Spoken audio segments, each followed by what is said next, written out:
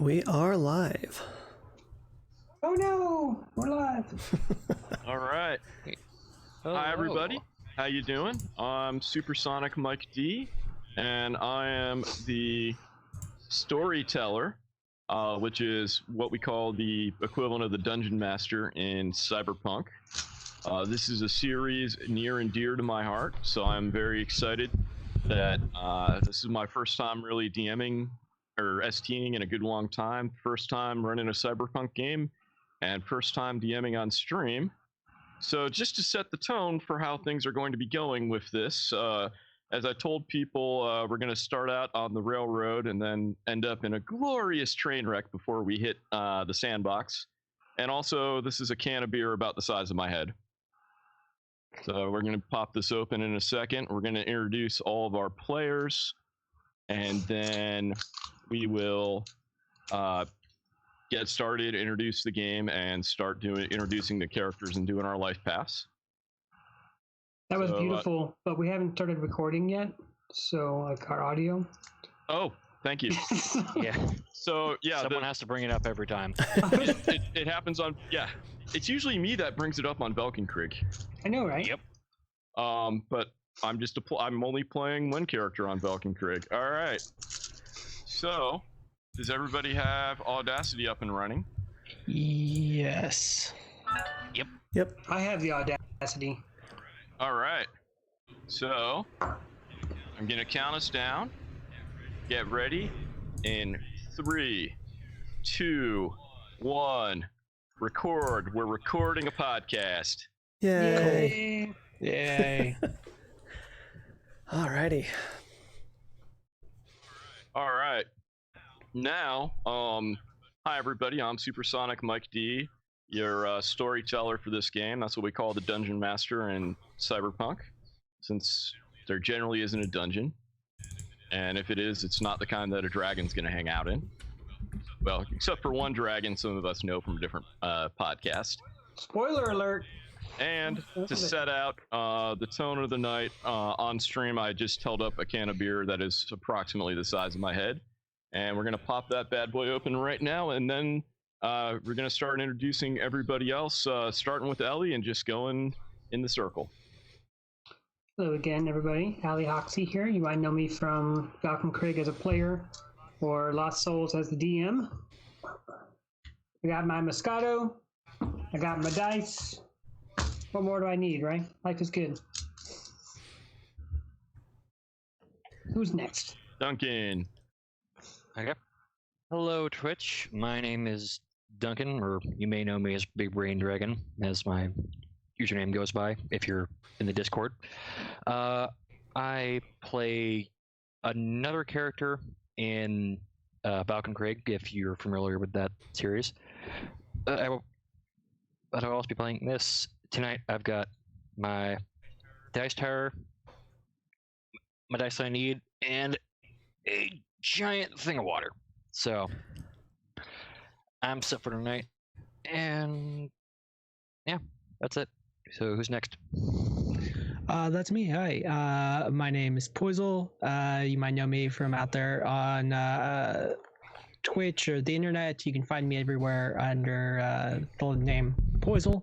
I am new here to Sandbox Podcasts, but I do stream myself, play games over on Scabby Rooster and Saving Throw and some other places in the past. I also, I guess, have my giant bottle of water, and looking forward to this. All right. And I'm Aaron. You might know me from The Lost Souls, which Allie just said she DMs as Cheer. But tonight I'm joining everyone else here as Troll, the media role, playing Cyberpunk. All right. And we will get to introducing people's characters momentarily. Before we do that, we're actually going to start by introducing the world. Well, I'm still posting our self-promo and a couple other Discord servers. So Cyberpunk is a genre possibly best described in short by the phrase high-tech, low-life. corporations are a little less powerful than they used to be after the whole Arasaka Tower getting destroyed by a nuke. Still don't know exactly who did that. Maybe the world will never know. Governments have started to reassert themselves between 2023 and 2045, where we are. There's huge swaths of Night City and many other cities that are known as the Combat Zone. And they are ruled by a bunch of different booster gangs, and might makes right there. Basically, biggest gun wins. So it is dog eat dog out there in this world. And if you scroll down on Roll20, I did post another map there. I did post a map of Night City.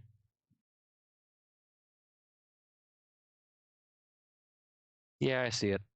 And can you get that up on the stream, please, Aaron? Yep, we should have it now. And everybody else, go ahead and scroll to that in Roll20. So this black area there called the Hot Zone, that used to be the old corporate center, city center. As I said, that was, before a suitcase nuke got detonated in what's known as the Fourth Corporate War. So those reddish areas are the combat zones.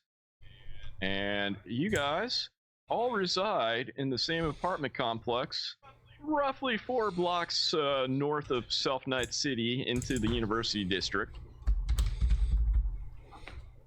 So it is not that great of a place. You can hear gunshots every night, all night. Your commutes to work are a little interesting, but your stuff isn't really getting broken into. The owner of this apartment complex has got a deal going on with a local fixer named Rex, and whatever profits might be earned by an apartment building are basically going to bribes to keep the booster gangs and the mafia and the yakuza and all the other baddies somewhat out of your hair.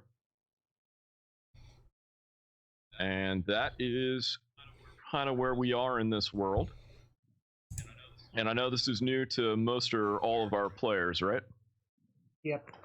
I'm familiar with the cyberpunk genre and the cyberpunk world a little bit, but I haven't played since 2020. So the update to 2045 is a bit new. All right.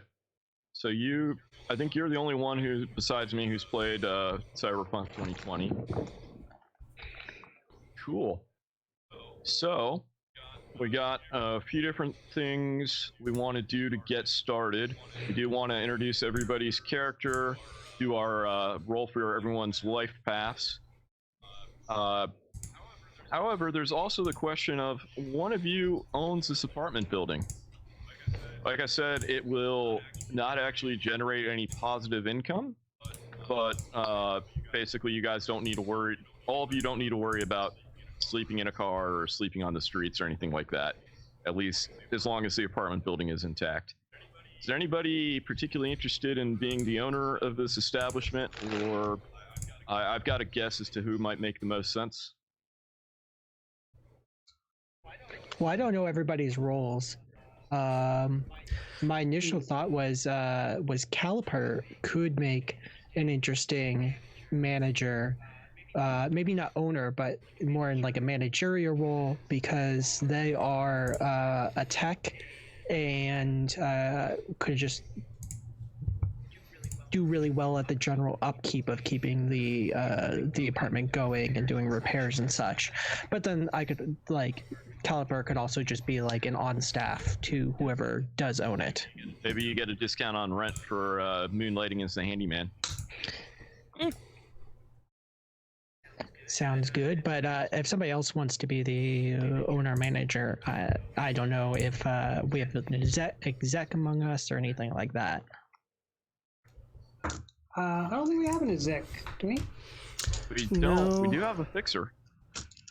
I'm a fixer, but you just said that the apartment complex has already bribed a different fixer to. So this is. So that would make sense that I would hire somebody else that was already doing what I do. So that fixer is like a higher rank fixer than you.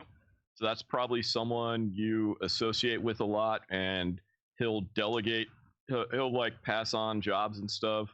Like, hey, this is, he gets a lot of business that he takes care of, but he gets a lot of stuff that he passes out to lower rank kind of fixers that Rex knows, just because there's only so much he can do.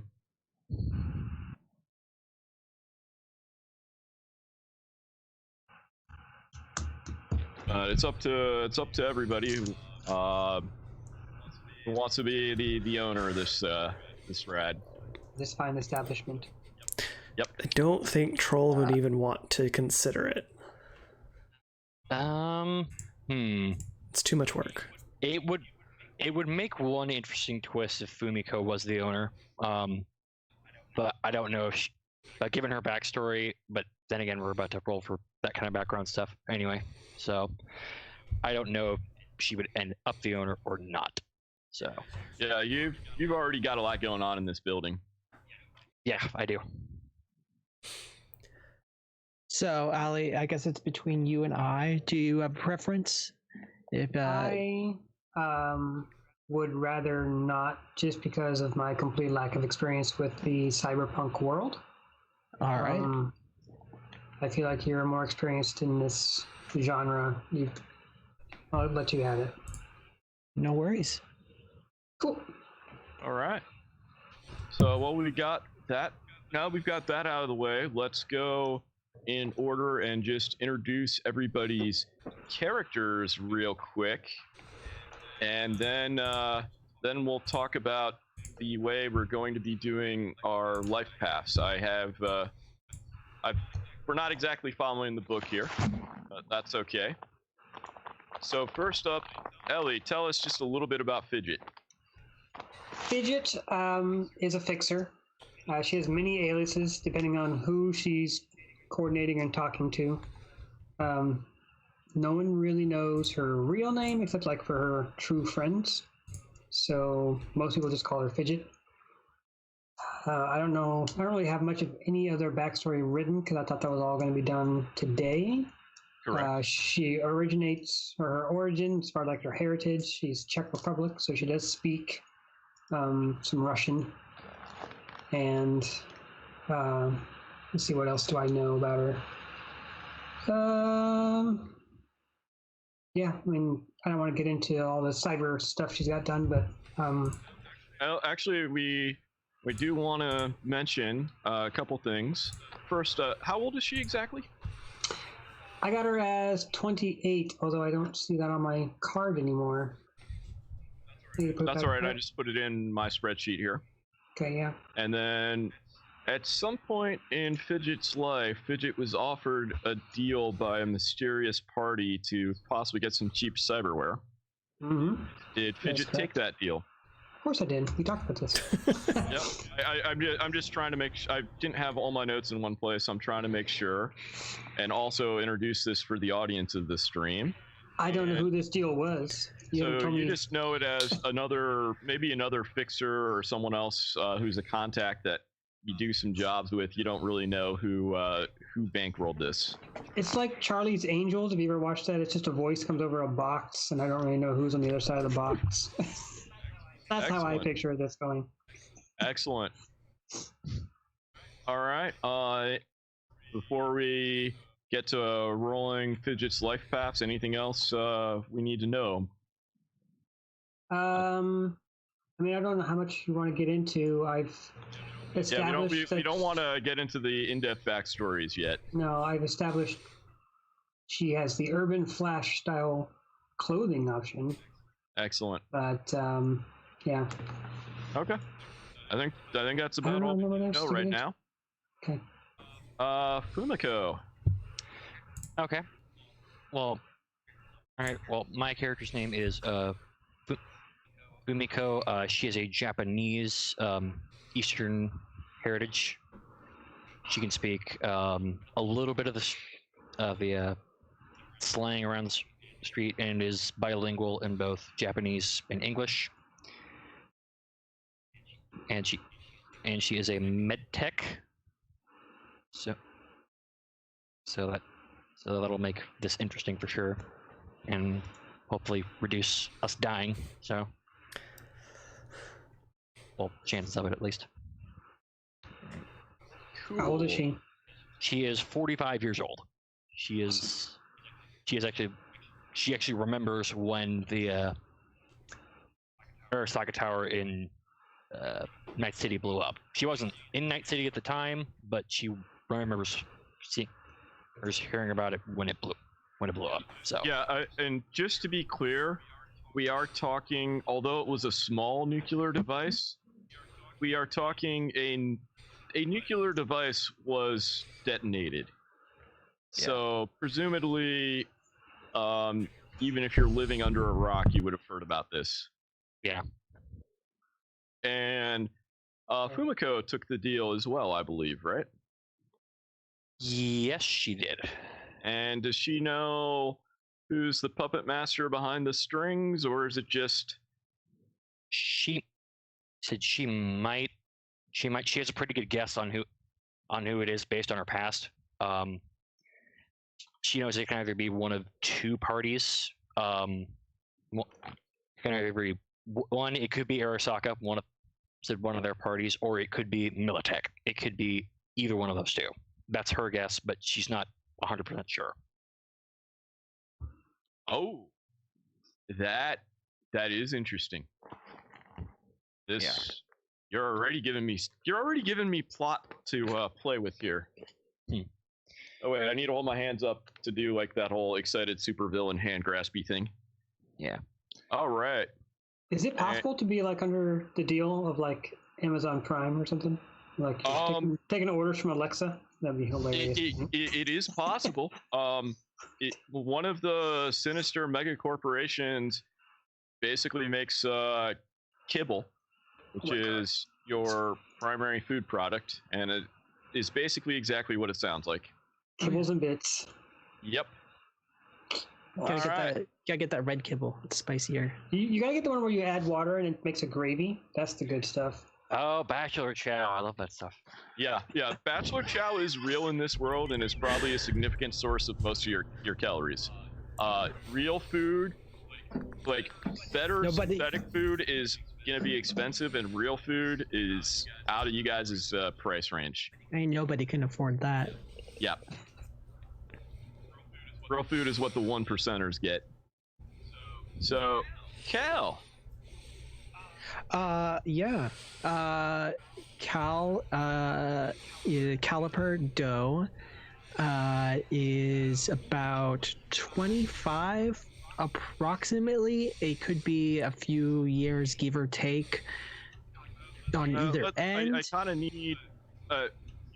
you can say it looks either way, but I need like a number of years, and 25 is a great number if you want to go with that, or you can change that. Just Caliper doesn't know because Cal is an orphan of the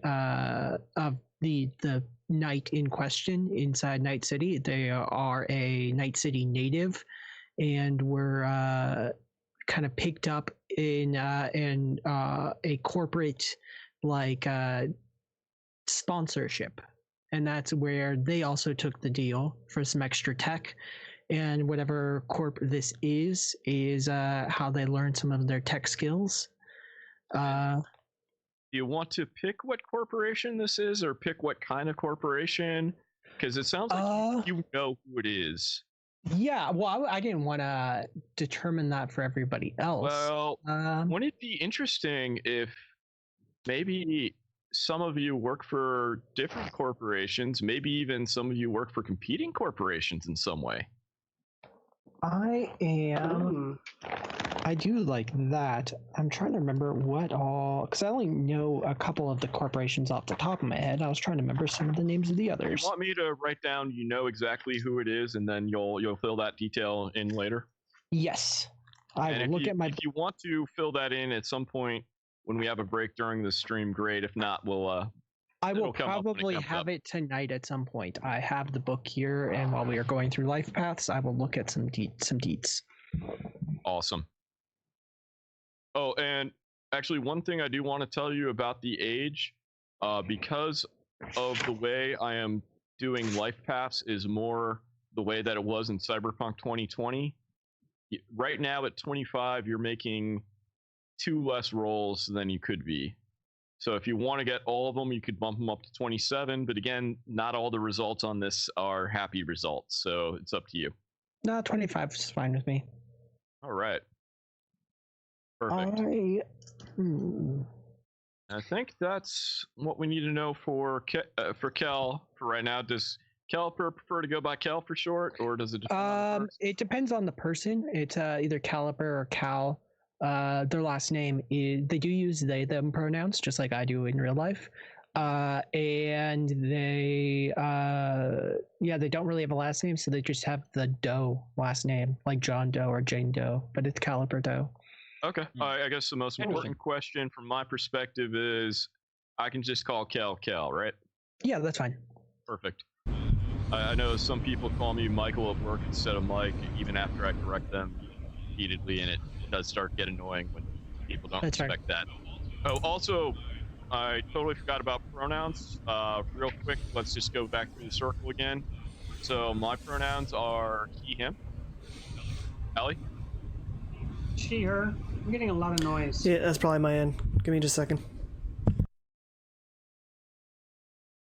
Go ahead again, Allie.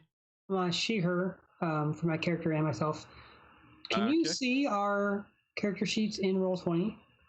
Like if I update it, can you see that change? Yes, I can see that change. I think you're the only one who does have a character sheet currently created in Roll20. Okay. I put more information on my aliases, which will be of importance to you later. Okay. Yeah, I am the universe, so I can see everything in Roll20. You can't hide it from me.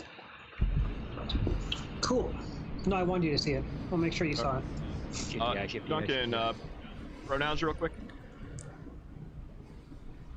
Oh, we still got the background noise. Yeah, it's really loud. It's like a fan is blowing right into somebody's mic. Is it gone when I mute? Yes. Yes. Yep. Maybe just turn the AC off for a little while. He's got a vent or something blowing right on his mic. Oh, yeah. Yeah. I kind of have the same, but generally my mic is pretty good at rejecting out of direction noise. And also it's reasonably nice and toasty in here right now. So while he's gone, because I know he's next, I put the different aliases and who uses them, which will be important for you later. All right, perfect. And make it a little more. Like I have one contact, like the corporation I work for, they have a specific name. Oh, that's right. You do work for some corporation. I got my stuff. And then I have a name that I gave to the guy who did my cyber enhancements. I have a name that I use for gang-related contacts. So, yeah. Excellent. A lot of aliases. Layers and layers of names. That's right. Perfect. All right. Aaron. Okay. Hopefully the hum has stopped. Yep. That's much better. Much better. Before we keep going, because I forgot to do this at the beginning, pronouns? Yep, he, him. Okay. Yeah, I like the shows that do that at the beginning and trying to normalize that. And I apologize for forgetting that. That wasn't the first thing I forgot to do on this stream, so sorry about that. Hopefully we'll just get in the habit of doing it as we get better. And Troll. How old is Troll exactly? Troll is actually going to be close to 21 years of age. He is rather young, but he's been doing his media role since he was 16. And coincidentally, 16 is the age at which you will start rolling your life path events. So you will only be getting about half as many as everybody else. Makes sense. If you do want to be a couple of years older. No, 21. I just want to make sure people know that this is one of the few cases in a role-playing game where picking your age actually can change a few things. Interesting. And at some point, Troll might have been approached by some shadowy figure offering some discount cyberware, but there's some catches. Yep, he definitely Did was. Troll did he take the deal? He did. He was offered quite a few things that would help him dig up some dirt secretly. You deal taker. And do you know who's the puppet master pulling the strings, or think you know, or you just know when someone tells you to go do something, you go do something? He doesn't know, but he definitely wants to find out. So he's definitely using everything he can to try to dig up who it is. Oh, that's actually the most intriguing of all these answers. I like that. I'm very, very happy with how this might play out here.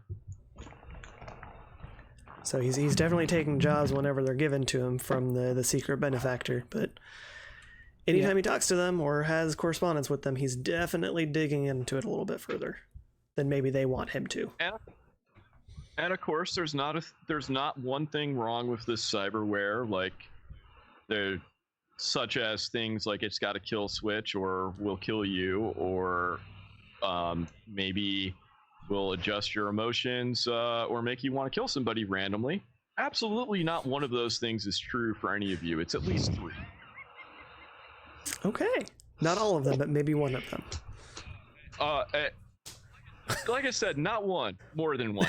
Oh, more than one. There is a whole page of ideas or two in the book for the storyteller, which is ST, not SM. SM's part of a different thing. We're not going to talk about that one on the stream. I mean, that's part of this game as well. That's a different podcast. Yeah, that is a different podcast. Tune in later. So, Cyberpunk 2020 had a way of rolling for life paths where for every year, you start by rolling some stuff to find out who your family is, etc. And then every year above 16, you roll on a different table and different things happen.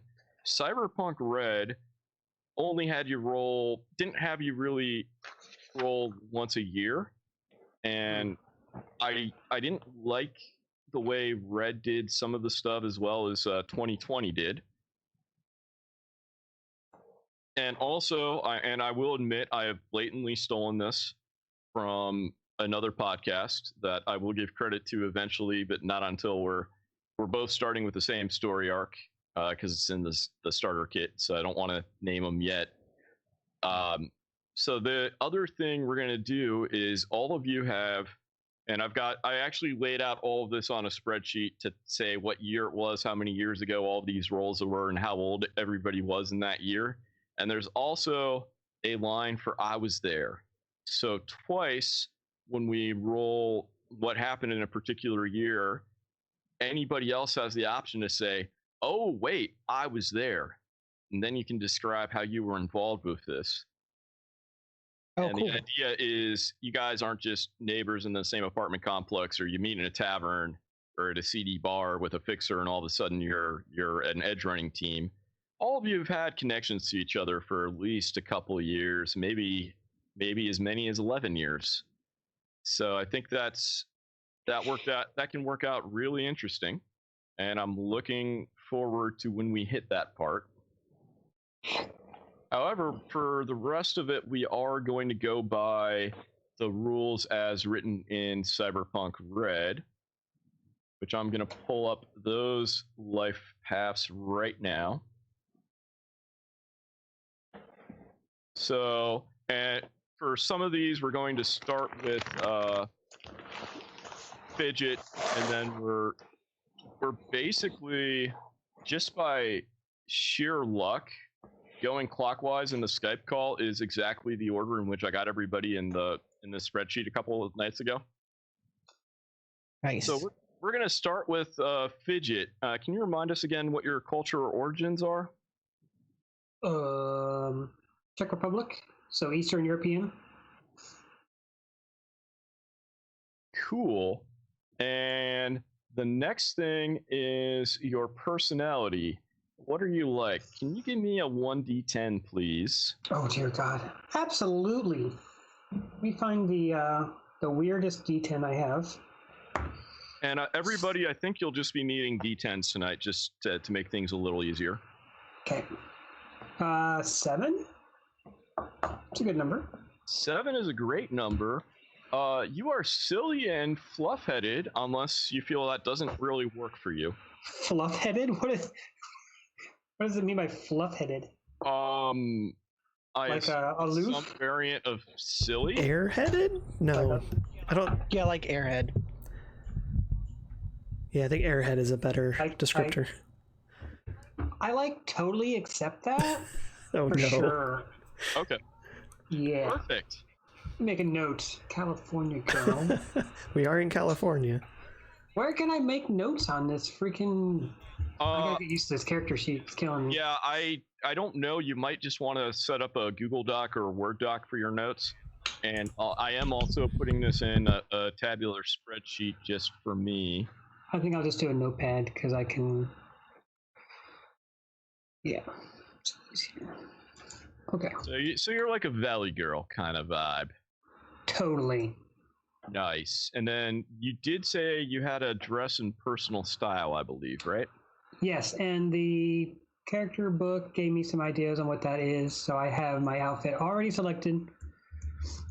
And can you remind me what that is, please? It's odd now because I'm like totally Valley Girly like, but it's basically like combat boots, skinny jeans, a tank top, and a leather jacket. Okay. So wasn't really any of the regular picks, but you know what? I think you have an idea in mind, and we're just gonna roll with it. And I think that the Valley Girl in combat boots, I can really change it. Going to take people by surprise, and starting with me right now, but I love it. I love it. I approve. I based the outfit off somewhere in the player book. It said that I would fixtures were like, or something was urban flash, and I chose that. It may not match the Valley Girl. I like the idea of being Valley Girl way more. Yeah. So I like the idea that the way you look and the way you talk are very different if you do, or if you want to change something. Again, I forgot to say this at the beginning. The dice are we're letting the dice give us ideas. If the dice come up with something that just doesn't fit, then we can go back and change some things. Let me ponder that for a couple minutes while you get everybody else's first roll out of the way. And the next roll is, I don't even know how to pronounce this word. It's on page 47. Affectation? Yeah. What do word mean? It's like an accessory. It's something. It's either something that you have on you, or a certain personality trait, or a certain. It's something that is like distinct to you. And in this case, everything on this table is a accessory. So I'm just going to call it accessory you are never without in the spreadsheet here. But thank you for the pronunciation. Can you roll another D10, please, Fidget? Me? Oh man. Yep. You're going to be rolling. You're going to be rolling a lot of D10s. Oh no. Uno. Good or you bad, have tattoos that you are never without, as opposed to tattoos that one takes on and off easily. Could be those sticker tattoos. Yep. I have tattoos. All right, I'm gonna make note of that. Tattoos. And you don't need to pick tonight what those tattoos are. So what we're doing is the dice are giving us a framework with which to support the elaborate construction of your backstory, rather than telling you all the nitty-gritty details. I like the idea of having a tattoo, but that doesn't really make sense for something I'm never without. You know what I mean? Yeah. Would you like to roll again? Yep. Let me roll again one more time. I could give you a. I got another 7. What's 7 again? I didn't even have a tattoo though. Strange fingernail implants. Yes, that's totally Valley Girl. Yeah. Totally. I was looking at that list. I'm like, either 7 or 8 would really work really well. French tip fingernails. Always. Cap lock. Always. All right. I'm totally okay with that. Cool. And there may be other accessories you're also never without that you can feel free to add. For Either starters. from that list or just off out of your crazy head, or both. Okay. If someone really want to go all in and take all 10 of those, that would actually be hilarious. Next up, what do you value the most? Can you give me another D10, please? Of course. 5. 5. The thing you value most, is knowledge, unless you want to redo that. Let me roll one more time. Maybe I'll pick between those two. 0 or 10, I guess. A 0 would be a 10. Friendship. Now, knowledge. I like. Well, go ahead. Knowledge might not be like academic knowledge so much as maybe that's information. Maybe that's who knows who's up to what corpse secrets are, what corpse are doing what in secret. That's a good thing for a fixer. I'm gonna do both information and friendship. And friendship, both are important. All right. I'll have to figure out which one is more important when that comes down to having to choose. But and it very well may. How do you feel about? Oh wait, I'm sorry. That was your. Yeah. How do you feel about most people? Let's find out. Oops, that fell off. 9. How do I feel about most people? Wipe them all out and let the cockroaches take over.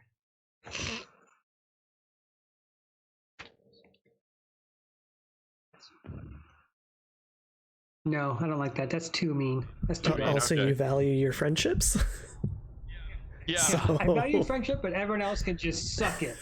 Yeah, that would work. The only survivors of the cockroach apocalypse, or my friends are all the cockroaches. Exactly. No, I don't. That's too dark.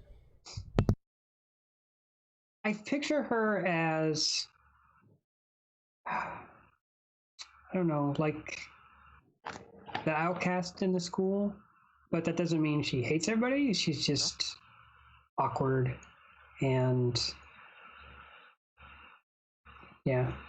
not super outgoing unless she knows you. Okay. So, but she's not gonna. She doesn't want another. Roll again, then, since that wipe them all out does not work. 2. You stay neutral. I like that. I think that fits kind of what you've got going on so far. Most valued person in your life. Let's find out. 3. A lover. I don't know if I have one of those yet. We will find out about that when we start rolling for life paths. Okay. All right. I can't hear you. Are you talking? So there's a number of things that everybody does that we're going to roll at once, and then we'll do that for everybody else, and then at that point we'll take a break, and then we'll get to the life events where we will be alternating instead of doing one person at a time. Okay. It was a question in our Skype.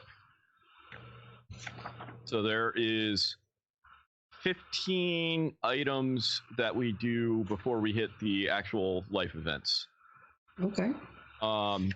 Most valued possession. I already did that one. I thought we did most valued person. Was a most lover. Accessory is what we had. Oh, yeah, this is different than your affectation. Oh, it could be the same. So my fingertips are. Oh, that's what I always have. Yeah. Hang on. You correct that note. This is my most valued possession. Okay. Correct.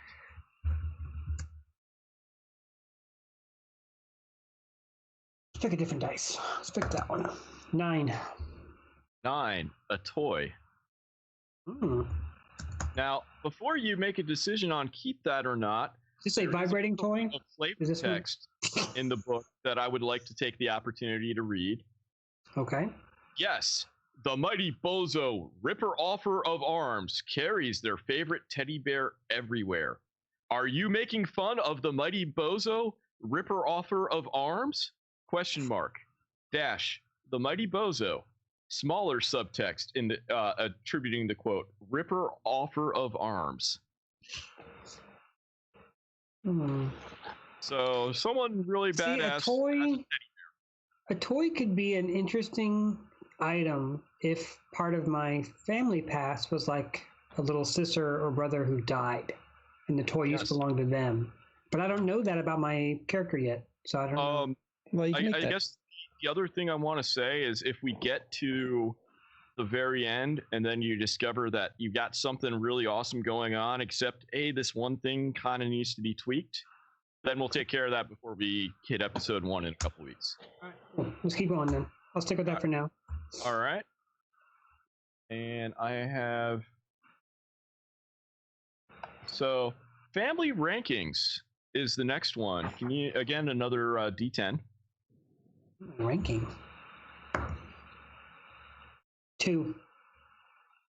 Corporate manager. I mean, Now let's roll to find out what happened or didn't happen to your parents. Another D10, please. Actually, whenever I say roll, just assume it's a D10 today. All skill rolls will be a D10. D6s only be for damage.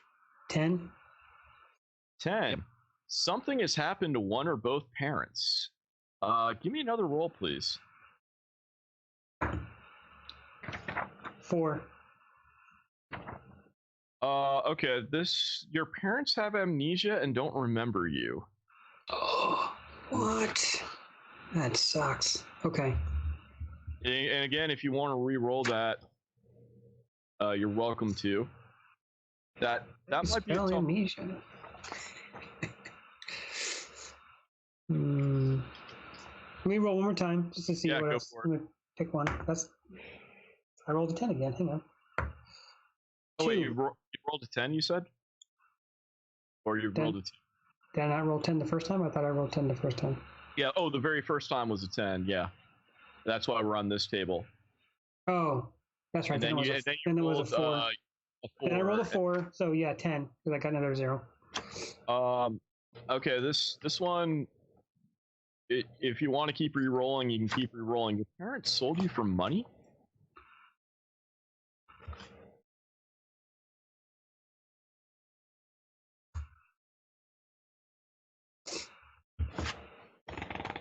God, that's so dark.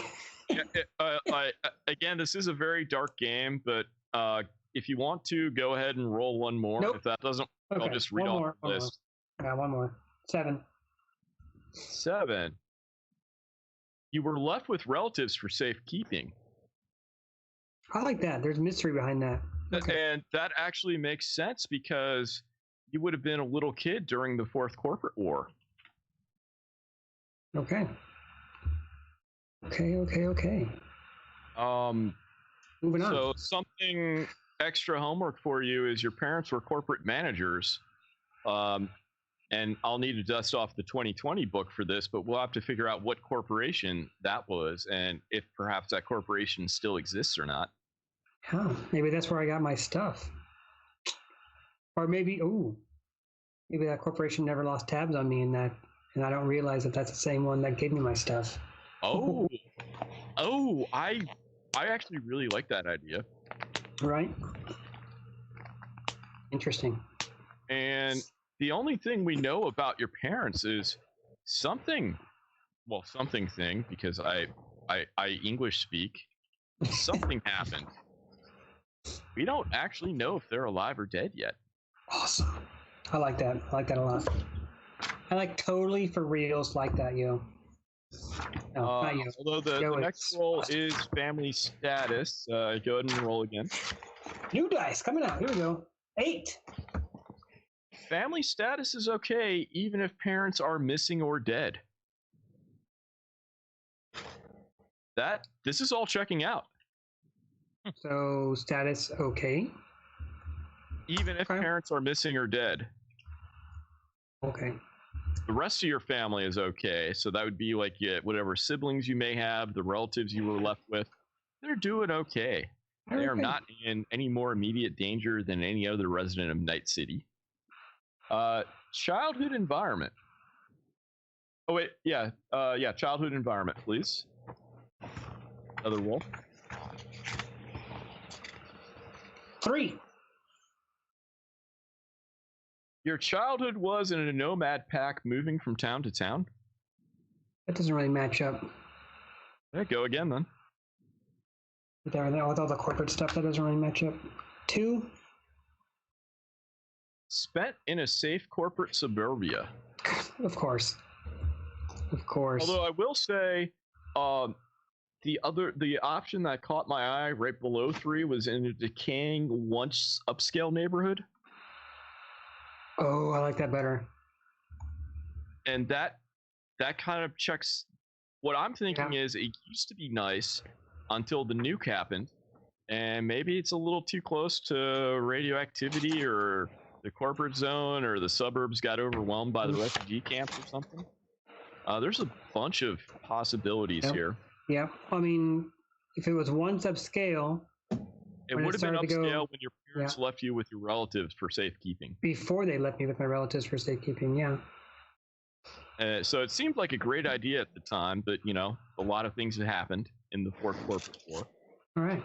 And let's go ahead and give me one more roll for siblings. That's going to be 8.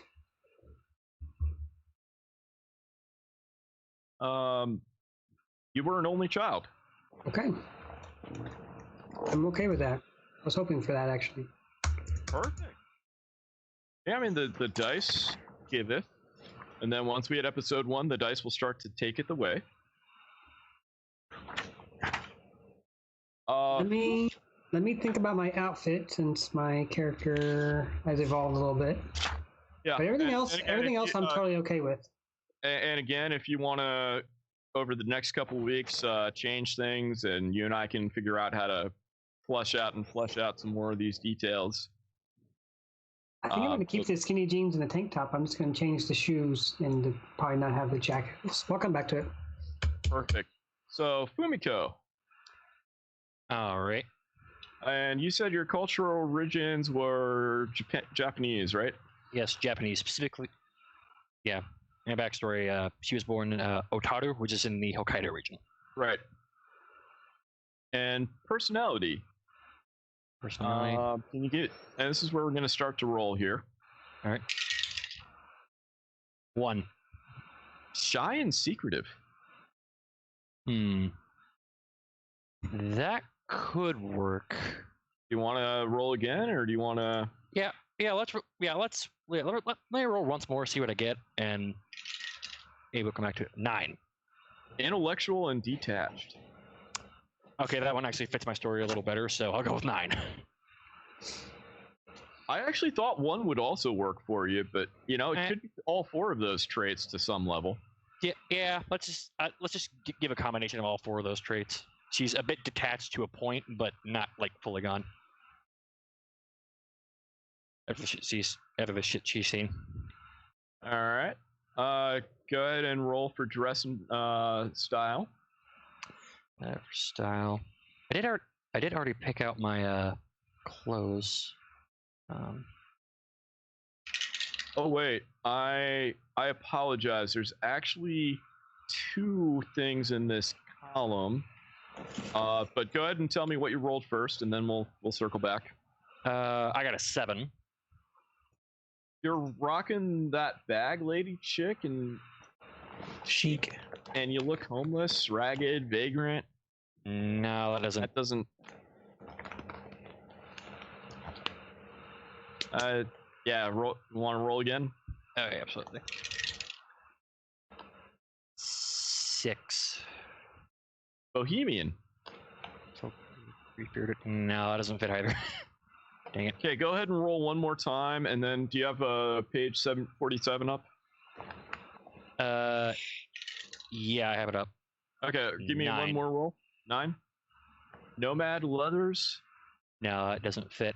I remember Okay. like for like the fashion wear I was picking, I picked out leisure wear and a Asia Pop jacket. So Okay, let's go with that. yeah. So leisure wear for bottoms, shoes, and a top, but a Asia Pop jacket and a hat. I'm going to roll a d10 for hair or just Yeah, for hair, and then we'll have Ellie roll for hair. all right. What? 3. Short and sweet. I already know my hair. No, so no, that doesn't fit. It's, All right. Actually, for these, if you just want to say something, I already know my hair. for hair, hers is long and straight, but like half the time, like if she's like wearing a hat and she's going out, but she'll have it like in a ponytail, like tucked up to the back of a hat. Okay, that works. And Fidget, what's Fidget's hairstyle situation like? Mid back, long, straight, red.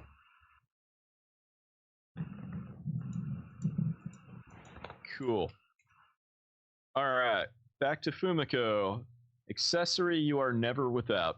Let's see. This is a 6. That would be a tongue or some other form of piercing. That could work. I think it may be like one of those like inner like eardrum, like I forget what those are called, but like you see some people like have them like inside, not like eardrum, but like in their inner ear. I forget what they're called. Okay. Yeah. I know what you're talking about. I just can't remember the name of that piercing. Yeah. All right. Cool. Now, what does she value the most? Let's see. Let me roll. I got a 4. Honesty? Yeah, that would kind of work with her a little bit. How do you feel about most people? All right, let's see. I got a 10. People are wonderful. That does not sound like her at all. All right. Do you want to go down to a 9 and say wipe them all out and let the cockroaches take it over? No, she's not that. Yeah, she's not that. Not that dark. Okay. Go ahead and roll again then. All right. Got a 3. Got a 3. That is, you like almost everyone. Yeah, I think it's fairly accurate. Okay.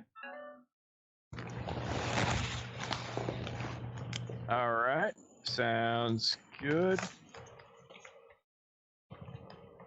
And most valued person. Let's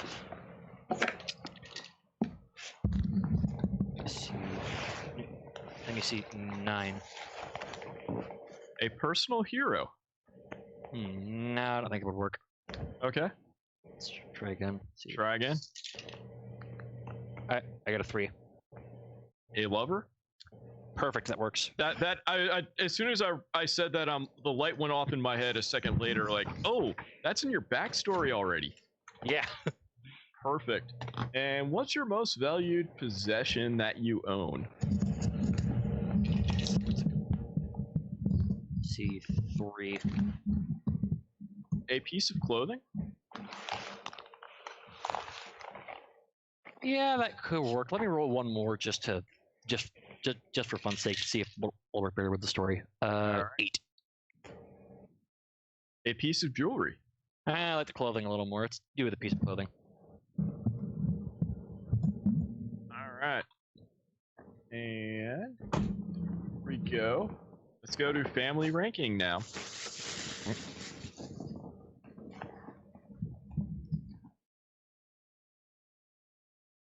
Give me that roll. Okay.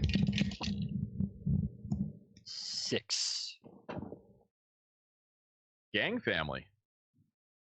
No, that doesn't make any sense. All right. Okay.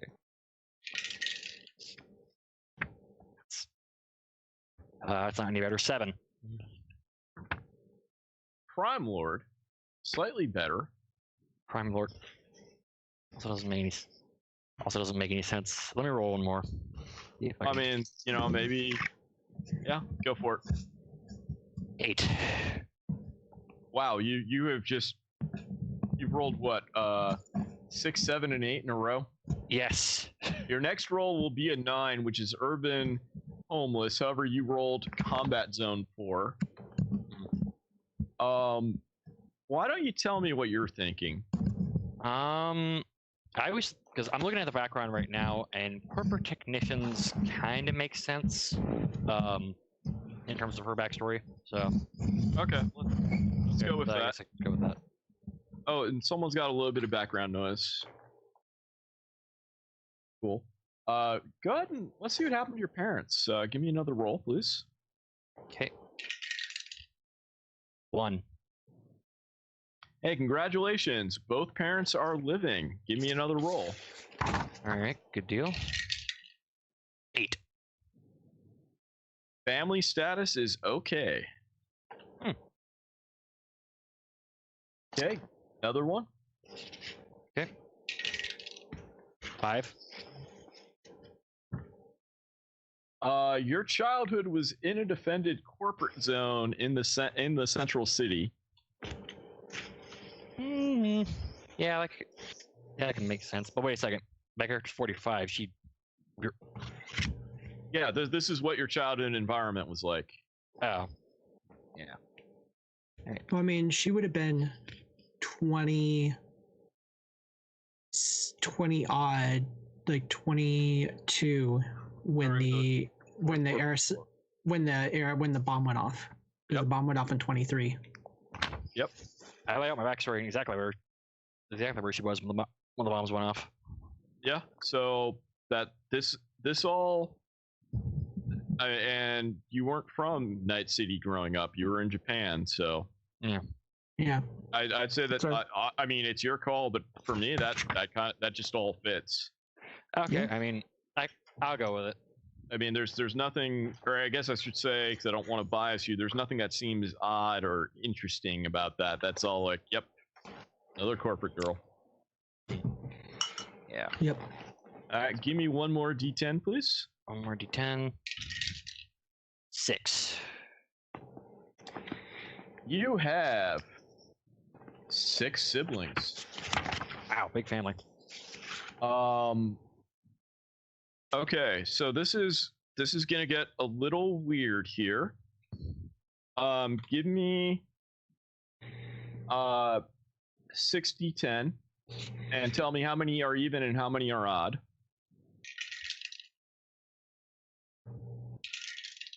But tell me in order, actually.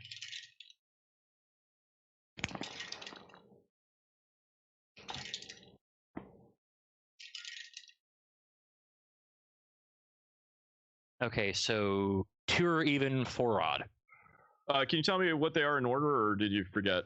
It was 1, 7, 5, 3, 2, 4. Okay. So that is boy, girl, girl, girl, boy, boy. And go ahead and give me another 6d10. Okay. 5. Hold on. Yeah, let's do it one at a time. So the first one's younger. What's the next roll? 3. 3. Wait, your first roll was a 5, right? Yeah. Okay. So 1 through 5, they're older. 6 through 9, they're younger. 10, we'll get into. Okay. So roll for older or younger. Alright, 3. Older. Okay. 1. That's older. You haven't rolled an even on this, have you? 2. Just fine. Okay. Finally, younger. All right. Last one. 8. Younger. All right. And now we're going to roll for one at a time for if they like you or not. Okay. 3. Your older brother likes you. Okay. Again. 6. Your older sister is neutral. Okay. Again. 7. Your older sister hero worships you. All right. I gotcha. Again. 8. Your another older sister hero worships you. Wow. All right. Again. 5. Your younger brother is neutral. Okay. And last one. 7. Your younger brother hero worships you. Wow. Jeez, I'm just a golden child, aren't I?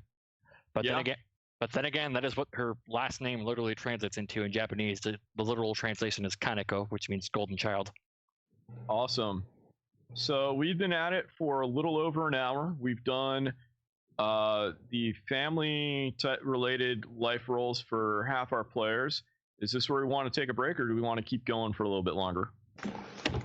I'm okay with going on. Yeah, I'm good. Okay. All right. So we're going to switch over to Kel. And what is their cultural origin? North American, Night City native. Okay. Cool. And then go ahead and let's roll for personality.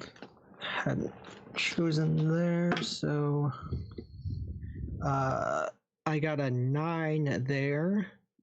Intellectual and detached? That could work. I think. Yeah, as soon as I saw that, I'm like, yeah, makes sense. All right. Let's roll for clothing style. Let's see. Oh, I already know that. That's Urban Flash. Urban Flash. How about hair? Long and wild all over.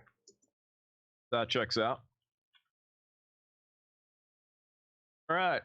Accessory you are never without. I was just because I already was going to be using them as like role-playing props. I have fingerless gloves. Perfect.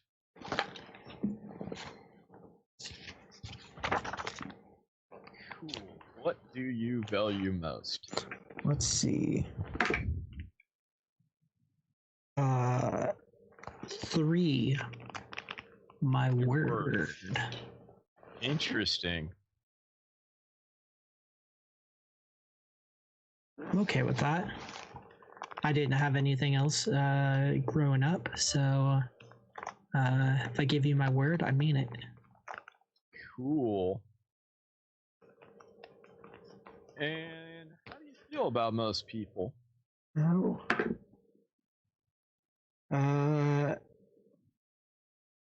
8. People are untrustworthy. Don't depend on anyone. Makes sense. You seem kind of hesitant there. Oh no, that works for me. Okay. Makes Just sense. checking. Yeah, people suck. Speaking of people sucking, who's your most valued person in the world? Let's see.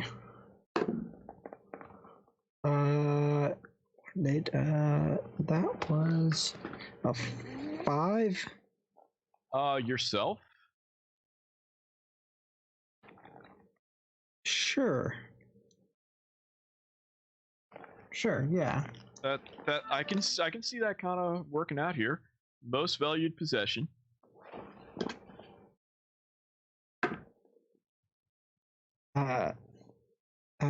Two, 6. A recording. Yeah.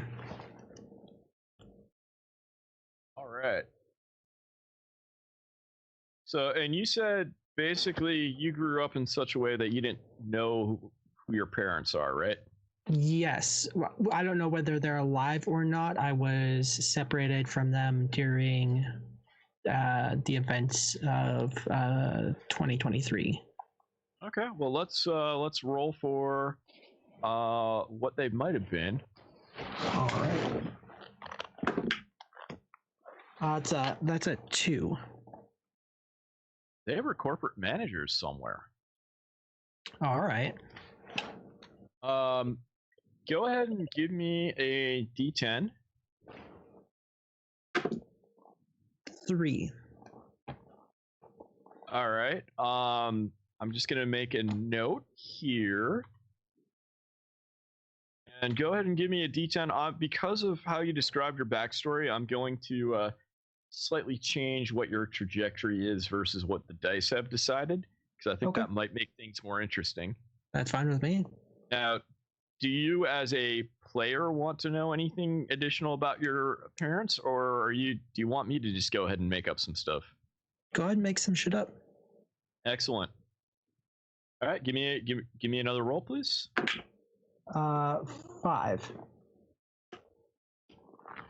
Okay, so that was on the something happened to your parents. You never knew your parents. That literally. Can you give me one more roll on this, please?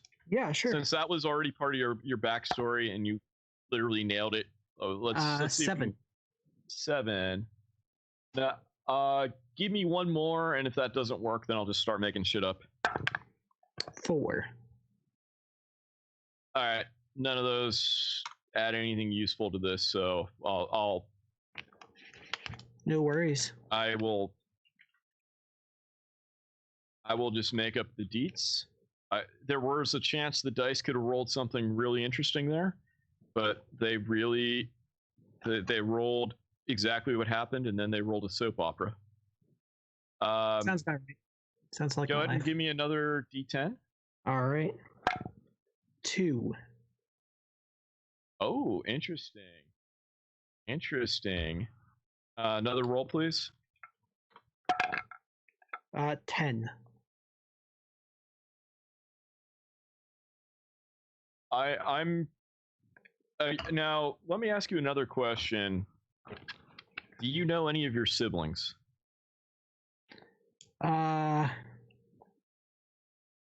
Maybe maybe I have big like memories of them. I would have been around 3 so or when you were 4. separated from your family, it wasn't just your parents. Your siblings stayed with your parents, and only you got lost. I might maybe one of them was with me. So the time frame of that was I was like 3 or 4, so I could have memories of it. I could also have like pseudo siblings from whatever corp took me in. Oh, that's another interesting thing. Anyway, the thing you just rolled, re-roll that, please. I'm gonna say that makes 0 sense. 1. Oh, now this is interesting. I will share this with you. Your family lost everything due to betrayal. All right. Now, maybe we weren't supposed to, or we got sent into Night City for a reason before. Yeah, and maybe someday, as part of this story, you might start to uncover some traces of your family. Cool. That's my most valued possession. The recording is the only recording I have of my parents. Oh, dude, I just got chills. As soon when I saw that it was a recording, I'm like, yes, all right, that's exactly what that is. That is fucking hardcore. I appreciate that. Yes. Can you go ahead and give me another roll, please? All right. 4. So this is your childhood environment was in a decaying, once upscale neighborhood. Now, did you have any idea on this? On you were separated from your family and you were raised by someone. So because we talked earlier about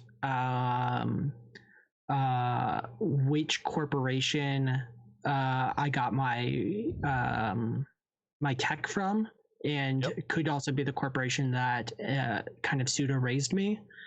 And I looked through, and the one that kind of stuck out to me for what Caliber's interested in and where their skills are is Rockland Augmentics, which is a cyberware corporation that focuses on like cyber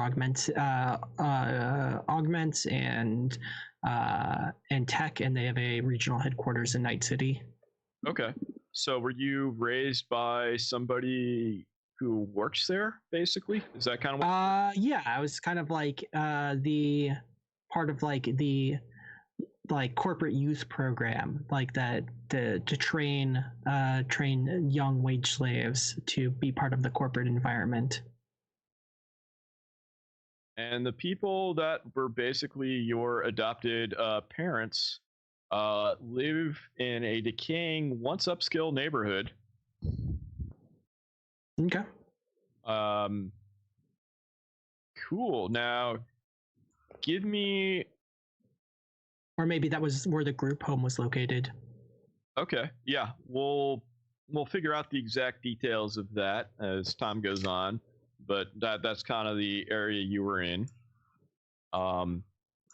Give me. Actually, you know what? Let's make this real interesting for you. We're gonna do this twice. Give me a D10. Okay. 3.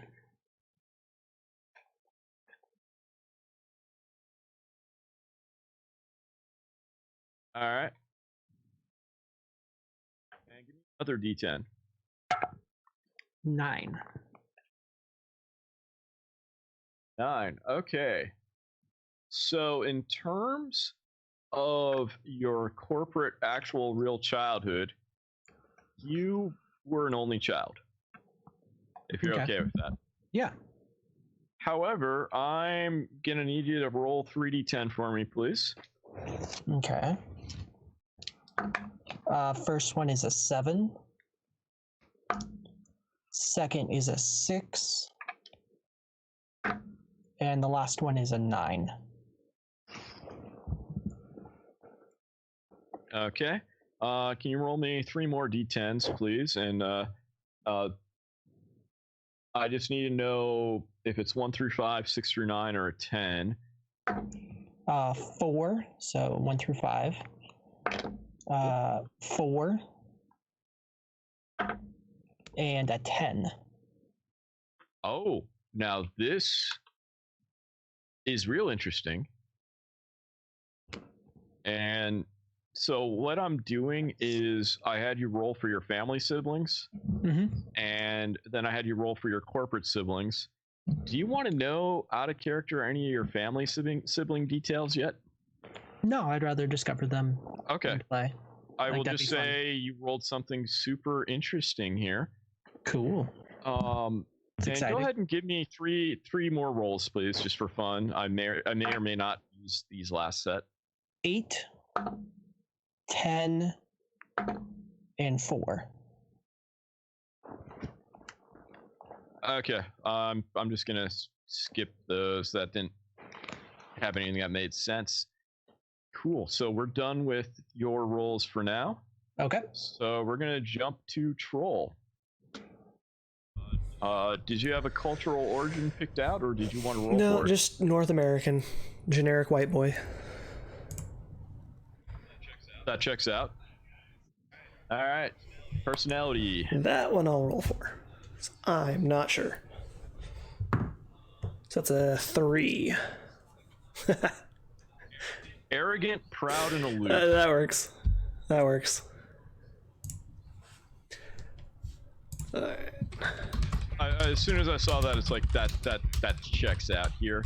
Did you have a style, or do you want to roll? I did have a style. Let me organize my screens here. He was just gonna go for business wear. Interesting. But he's going to flare it with a mohawk. All right, that makes that check out actually.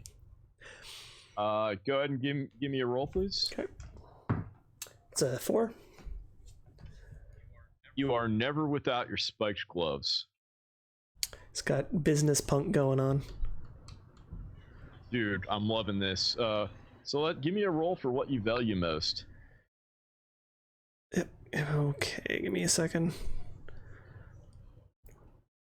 I don't know where I put the affectation on this sheet. I'll just note it somewhere. Spiked gloves. And I do have this. I do have this as a whole spreadsheet in the Google Doc, by the way. Okay. Another roll.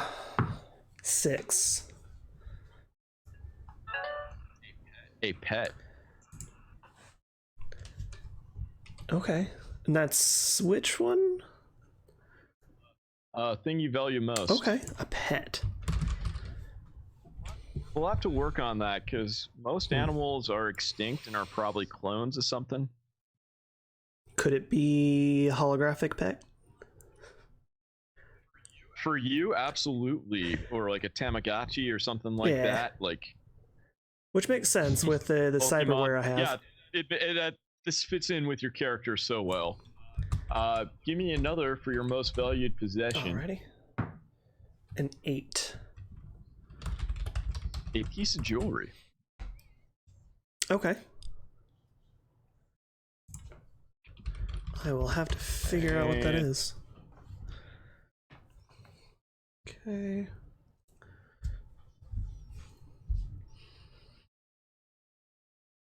Oh wait, I jumped ahead too much. So we actually rolled for most valued person in your life as a pet, and most valued possession as a piece of jewelry. Okay. What do you value most in life is our next roll. A 3, that makes sense. Your word. That makes sense since he's basically just trying to get his voice out there. All right, and how do you feel about most people? I rolled a 4. I hate almost everyone. Yeah, that works. I'll take that one. All right, now we're gonna start. Give me a roll for your family status, please. Okay. Or your family ranking. That's a 10. Arcology family. That's the modern day suburban kid. Yeah. So like the arcologies are the ginormous, everything in life is in one structure: your work, your school, your home, all your stores. You never need to go outside. The modern day suburbs. Okay. That fits. Give me roll for parents. 5. Both parents are living. Okay. Family status. 5 again. Your family is in danger. Roll for danger. Or tragedy, I guess. 2. Family lost everything due to bad management. Okay. All right. Roll for childhood environment. Alrighty. That's a 6.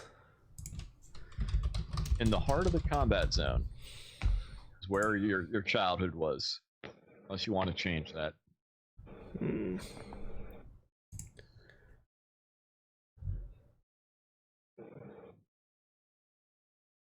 Maybe want to change that based on the background, because if I'm more of a suburbanite, then would I be in the middle of the combat zone? Yeah, I was gonna say that didn't quite add up to me. Yeah, so What? Roll again? 6. Was that what I rolled last time? Yep. That was okay. what you rolled last time. Did you roll a 6 Yeah, again? I did. 1. Don't just re-roll. Don't even. Okay. Doesn't even count. Like it never even happened. All right, that is a 1 instead. That also spent on the street with no adult supervision?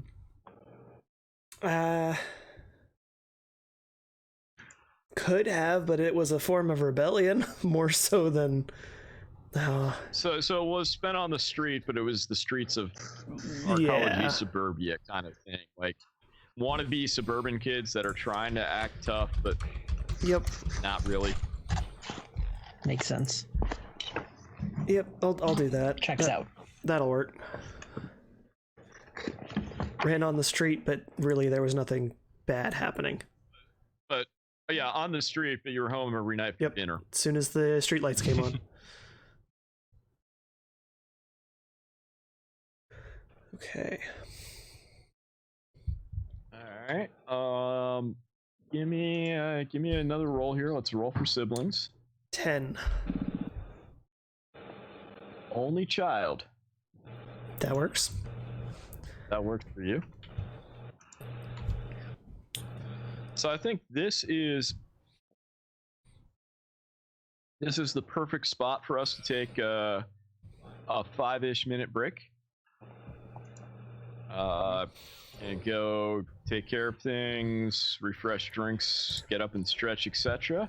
And we'll see everyone on stream back in about 5 minutes. Sounds good. All right. Sounds good.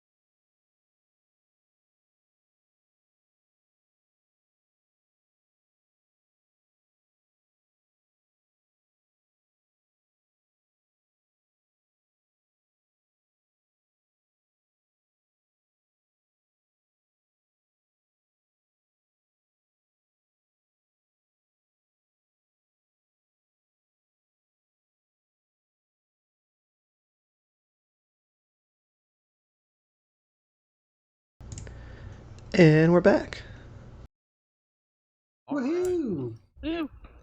So this is where things are about to get interesting. So we're going to kind of be jumping back to the more of the Cyberpunk 2020 style of life path roles. And there is one extra important detail.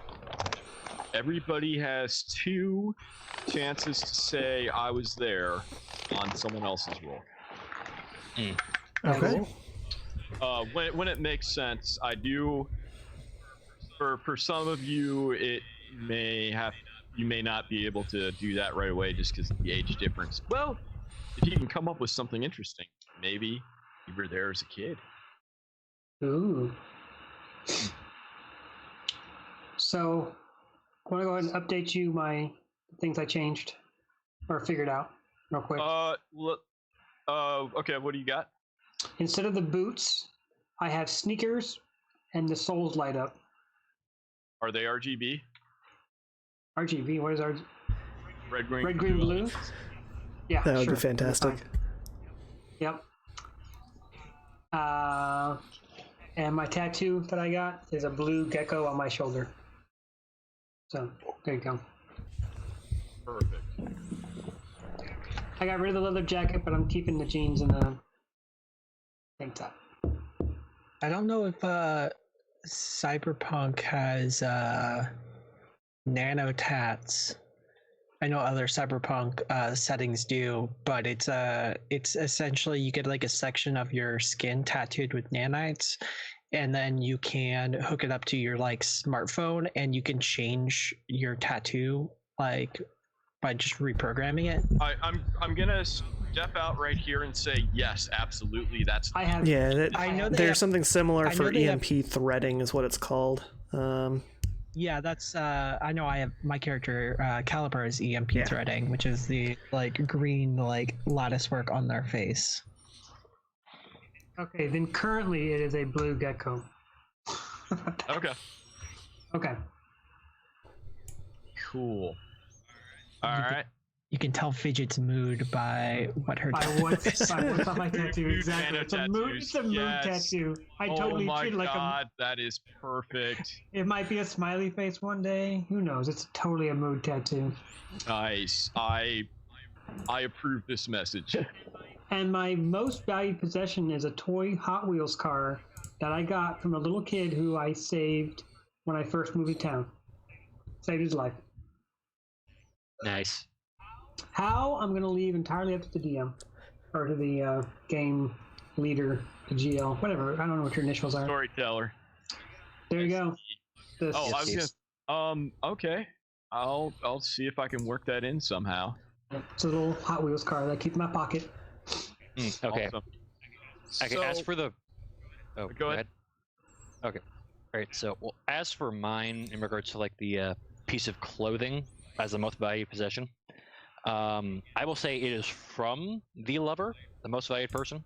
Okay. That I have, like, it was like one of their favorite T-shirts, and like my main character, she sleeps in it as like a sleep T-shirt whenever she goes to bed. So, yeah. Okay. Cool. All right. We ready to go to rolling for our life events now? Yes. Yeah. Yep, let's do it. Okay. So the way we're going to do this is we're going to go down the list character by character per year, but this only starts when your character hits 16. So some of you are going to roll less than others, again, because of your ages. Speaking specifically, Kel is going to miss the first 2, and Troll, out of 12, is going to miss the first 6. So if you two want to change your ages, given that information, and be a little older, this is your opportunity to do so. Otherwise, we'll just start full press. I'm okay with Caliper being missing the first 2. Yep, I'm good with Troll. Okay. I just really want to make sure with you because you're missing about half of these, but okay. We'll figure out something to make it up to you. All right. Fidget, give me a D10. Give me a roll. I would love to. That's a 6. I know because there's a little line underneath it. Friends and enemies. What does that mean? Means give me another roll. Oh, okay. Oh, but wait.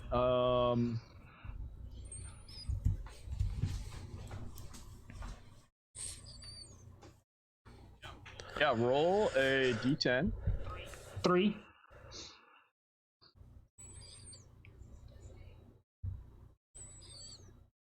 All right. Give me a roll. 3. A 3 again. No, I'm sorry. Do you want me a second roll? Okay. I thought you just didn't hear me the first time. Second roll is a 7. So 3 and then 7. Okay.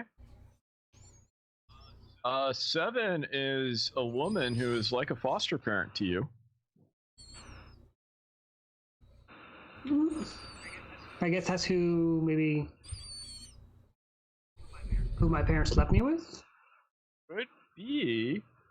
Who is this person? Move over to page 4. Well, my thing is going crazy.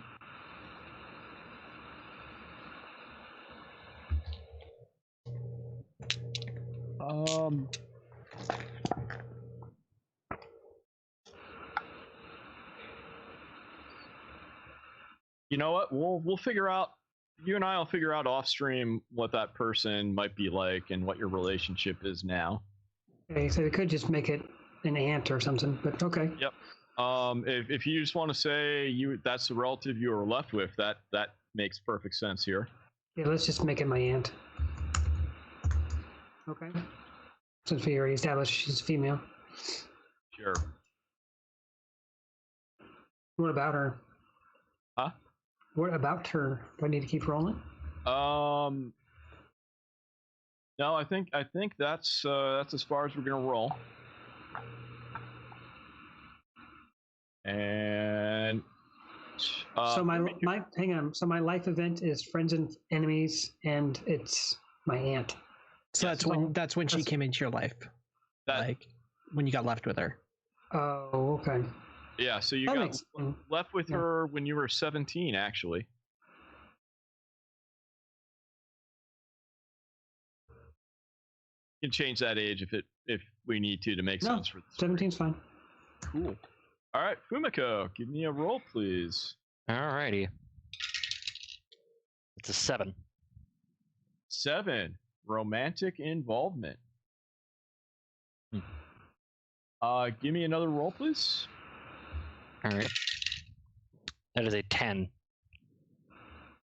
Fast affairs and hot dates.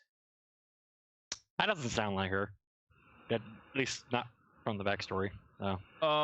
Well, this would be 12 years ago. 11 years ago. So is that after your 11 years ago? Yeah, that's after the fact. That's several years after the fact. So you just had a hot fling, and that's what happened that year. Okay. All right. We're gonna go back to Fidget. Give me another roll. 9. 9. Nothing of note happened that year. Okay.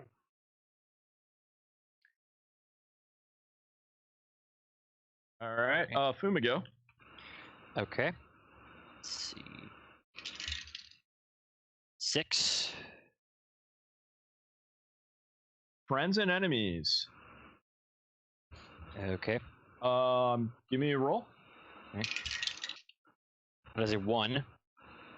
You made a friend. Give me a roll. Okay. That is also a 6. That is also a 6. That is, you made a friend of an old enemy. Ooh. That'll be interesting. The once bully is now your buddy. Good. And that's what you did that year. All right. Fidget, another roll, please. And another dice. Yep. 5. Friends and Nothing happened? enemies. Give Oh, me more another friends and roll. enemies. 1. You made another friend. Yay. Give me a roll. 4. A partner or coworker.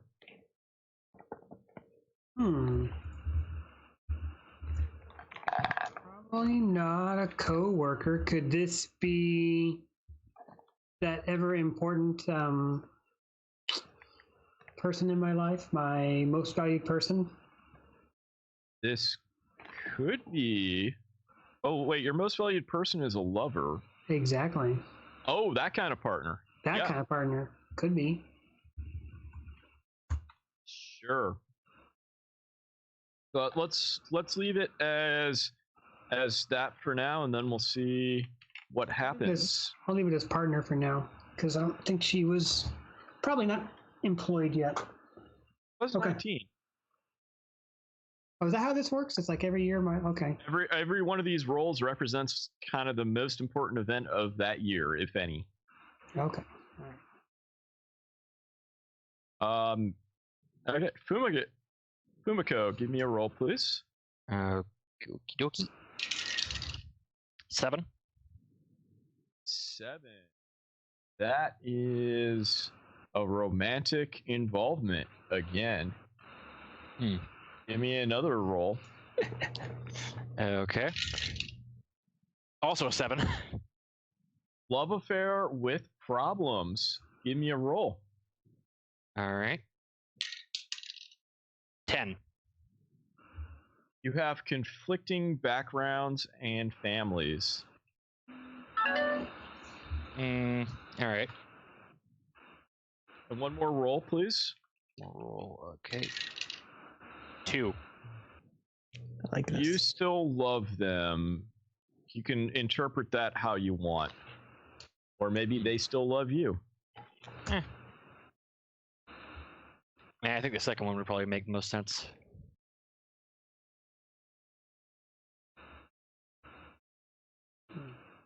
Cool. All right, Kel, give me a roll. 9. 9. Nothing happened. Fine. All right. Back to Fidget. 20 years old. Here we go. I'm not sure what I'm going to do with that last one. I just put partner or coworker. We'll figure it out. 2. Yep. 2. Finally, we get to big problems, big wins. Ooh. Roll 1d10. That's what happens when I use the red dice. Yep. 9. 9. Disaster strikes. Give me one more roll. Or, yeah, give me another roll.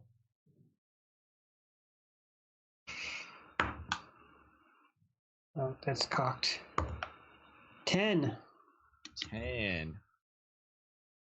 Mental or physical incapacitation. You have experienced some type of mental or physical breakdown. Roll 1d10. Mental breakdown. Hang on. 6. On a 4 through 7, it's some kind of mental problem. You suffer anxiety attacks and phobias. Lose 1 point from your cool stat. Anxiety attacks and do I get to pick what my phobias and things are? Yes. Sweet. Okay. I lose a 1 humanity point. Got it. No, if you're cool. 1 cool.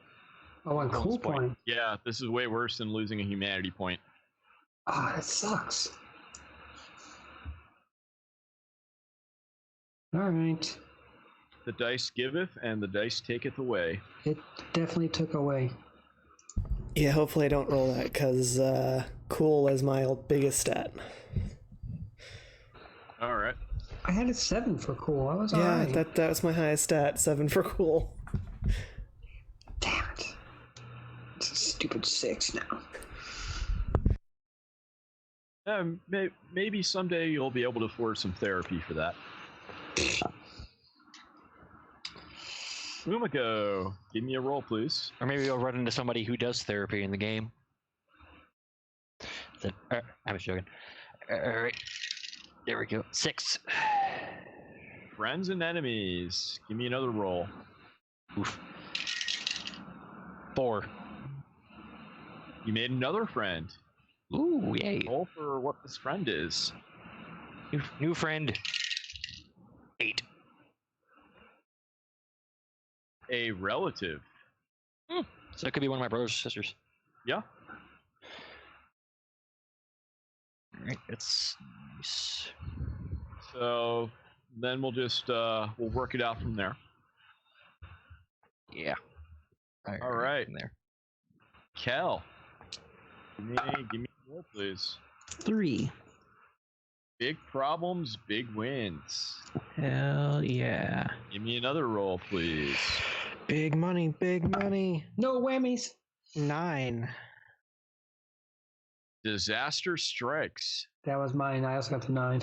You don't want nine. This one's odds or evens. Oh, okay. Roll for disaster. 1. Financial loss or debt. Roll 1d10. 1. You owe somebody €100. All right. That's not too bad. Yeah, that's nothing. That's really the one. There is the best you could have rolled because Nice. it's 1d10 times 100. You owe me $100. right. Okay, here you go. Now I do want to point out that so far nobody has used either of their I was there cards yet, and everyone I forgot has about that. 2 of those. Oh, I forgot about that. So this would definitely be a good one to jump into if you want Cal to owe you $100. Exactly. I could say maybe I was there, like he came to my clinic that I set up, and he wanted some medicine, but he couldn't give it to me on the spot. But really needed it for something. Let's say it was like some antibiotics or something like that. He got an infection. Well, no, he had to get some of that sweet cyber gear implanted. Oh yeah. Remember this that you wanted? Yeah. Where's my €100 huh? All right. I owe €100 to Fumiko. Yep. Good luck collecting. All right. So now we are back up to Fidget. New dice. Here we go. 3. 3. Big problems, big wins. No. Give me a roll. Right. 6. You get lucky.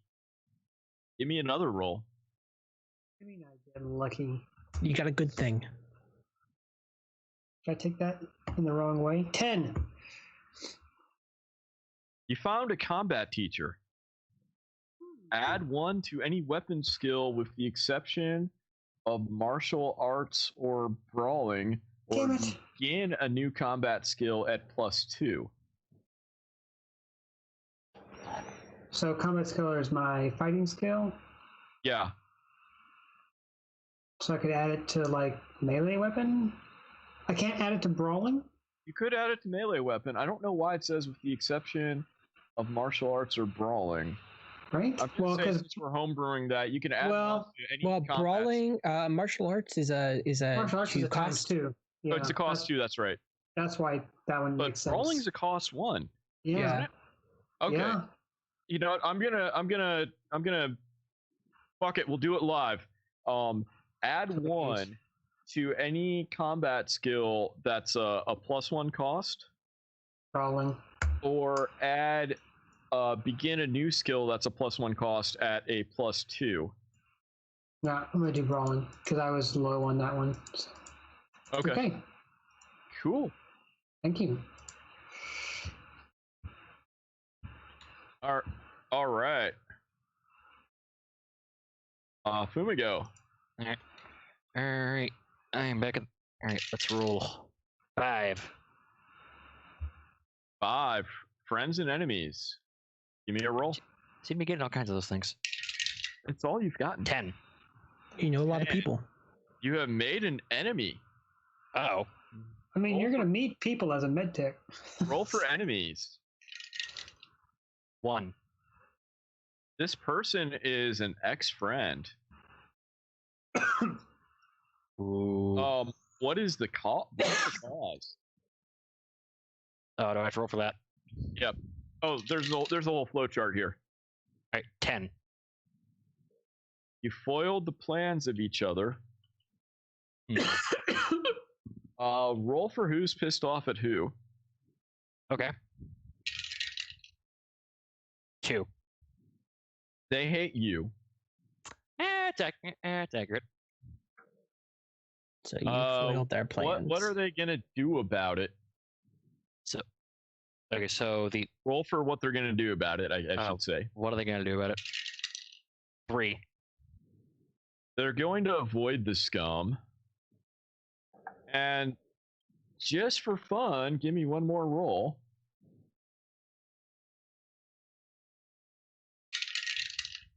7.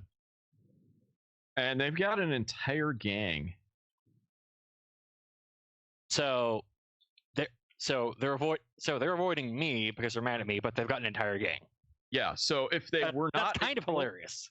If they were not ignoring you, if they actually wanted to, let's say something happened and you moved that from they're avoiding you to they are really out to get you, they've got a whole booster gang. And this is a great opportunity to talk about the booster gangs. Not only are they completely people in what's known as cyberpsychosis, where they've gotten so much cyberware implanted that they've lost all humanity and have gone completely psychopathic. A lot of these gangs. Has anybody seen the classic movie, The Warriors? Yeah. No. Has everybody actually come out to play? So in The Warriors, there's gangs that all had themes and all dressed and acted the same in more unusual ways than most gangs, such as you had the gang that all dressed as baseball players. In Night City, there is a gang known as the Philharmonic Vampires. So I want you to do a little bit of homework and tell me, what is this gang? When you're a shark all the way. When you first down to the gills in Cyberpunk. Yep. So you don't have to do it right now if you don't have any good ideas, but I do want you to tell me before next session a little bit more about this gang. Okay.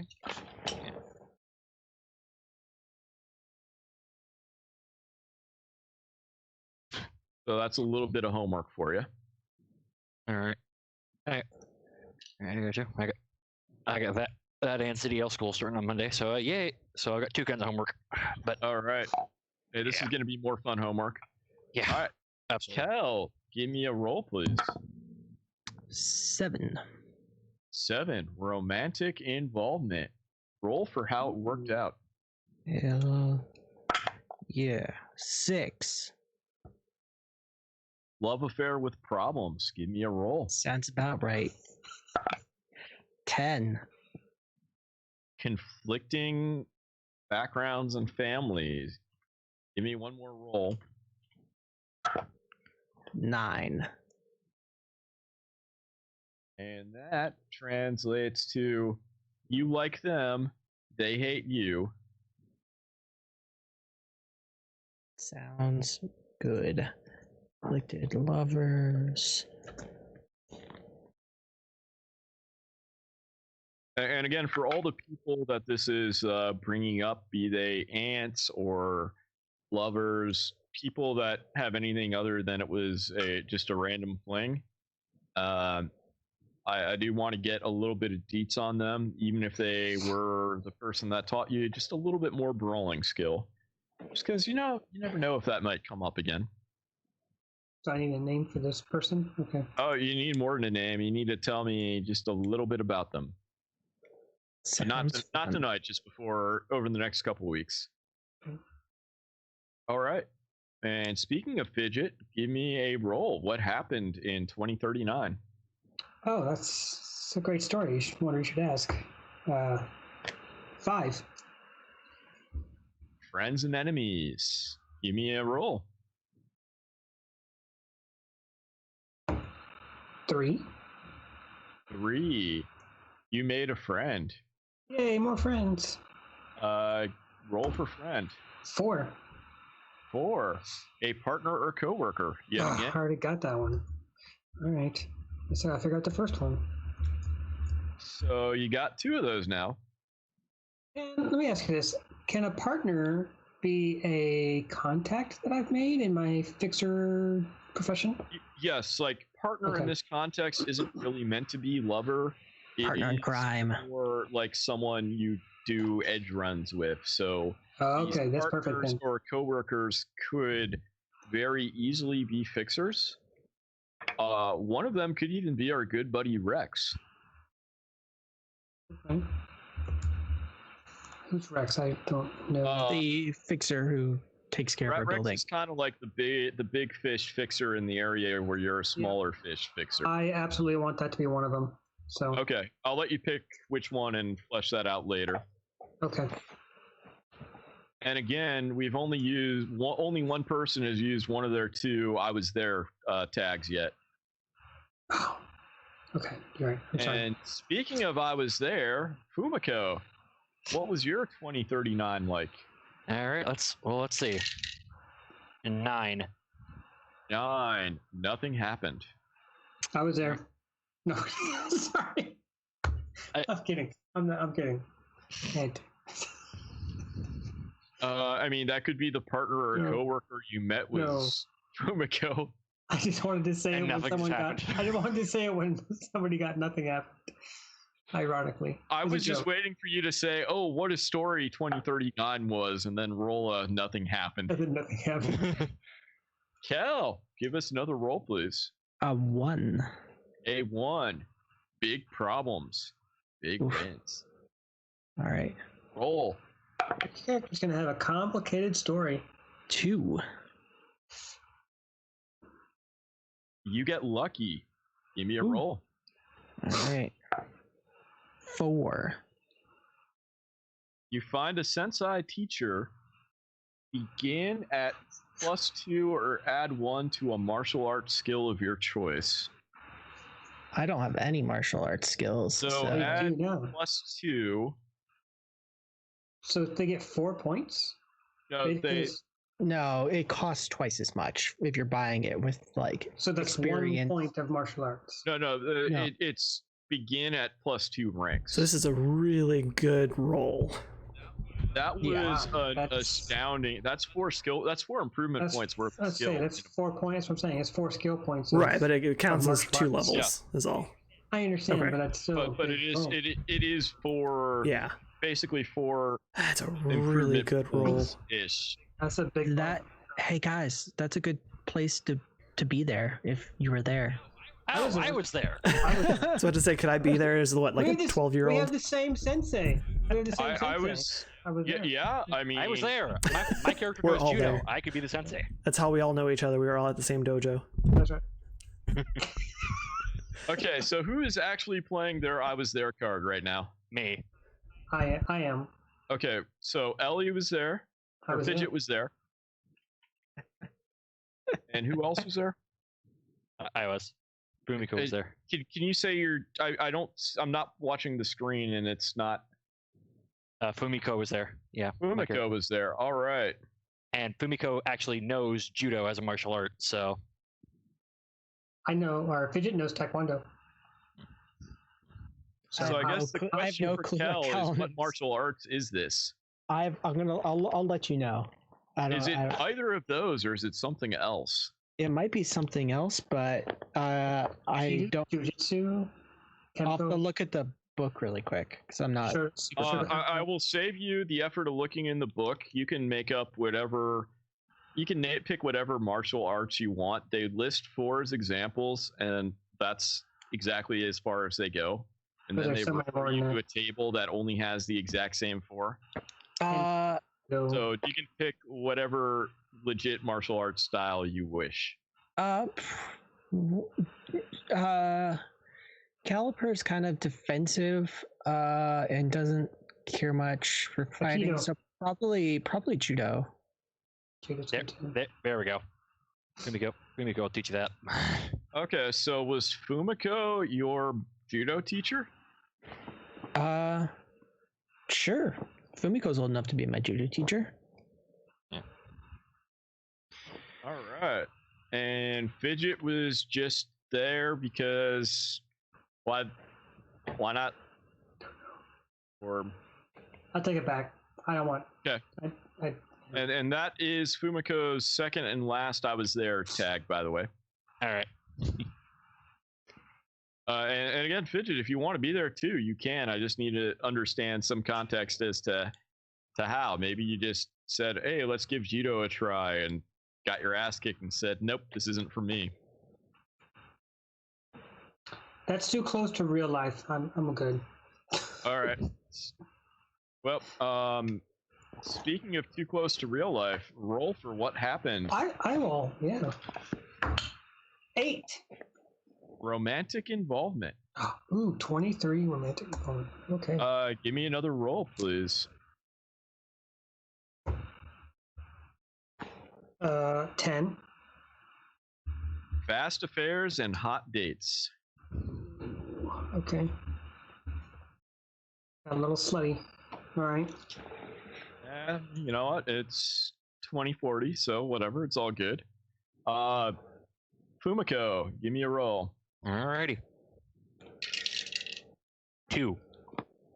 Big problems, big wins. Give me a Alrighty. roll. 1. Disaster strikes. Roll for disaster. Oof. 2. Imprisonment. You have been in prison or possibly held hostage. Your choice. Roll for how long you were imprisoned. I'm gonna go with held hostage in this situation because that makes more Okay. sense with the backstory. 3. Okay, you were held hostage for 3 months. Oof. It's a long time. And I'm gonna need you to before the next game in a couple of weeks. Tell me who is holding you hostage and why, as well as how you got out of there. I have some plans. I think that fits in with your backstory pretty well. Oh yeah. All right. And Kel, give me a roll. 2 again. 2 again. That is big problems, big wins. Give me a roll. Yeah. 4. Hell yeah. Give me a roll because you got lucky. Oh, drop my dice. Roll different dice. 6.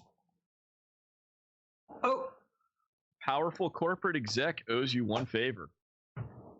Ooh. Cool. That could come in handy. And I'm going to want you to tell me what all about that corp exec and who they work for and why they owe you a favor. Will do. And then I'll determine exactly how big try that to favor cash is. it in, how big that favor is. Sounds good. I like that. And Aaron, you actually get a roll. I actually get to roll. I did warn you, by the way. I just want to say repeatedly. Yes, multiple times. That's fine. Okay. You are now 16 years old. That's a 4. Friends and enemies. All right. Give me a roll. 5. You made a friend. Okay. Roll for friends. 6. An old enemy. At the age of 16, an old enemy becomes a friend. Okay. They used to battle on the playground. Yes. All right. Back up to Fidget at the ripe old age of 24. 7. 7. Romantic involvement. Roll for how it worked out. Last 2 years have just been on the dating scene, apparently. That would be a 8. Fast affairs and hot dates, just like last year. Wow, so just 2 years of just hoeing around. Okay. I mean, that's what your mid-20s are for. Exactly. That's true. That's exactly where I'm at. That's exactly where I'm at. Fumiko, give me a roll. Okay.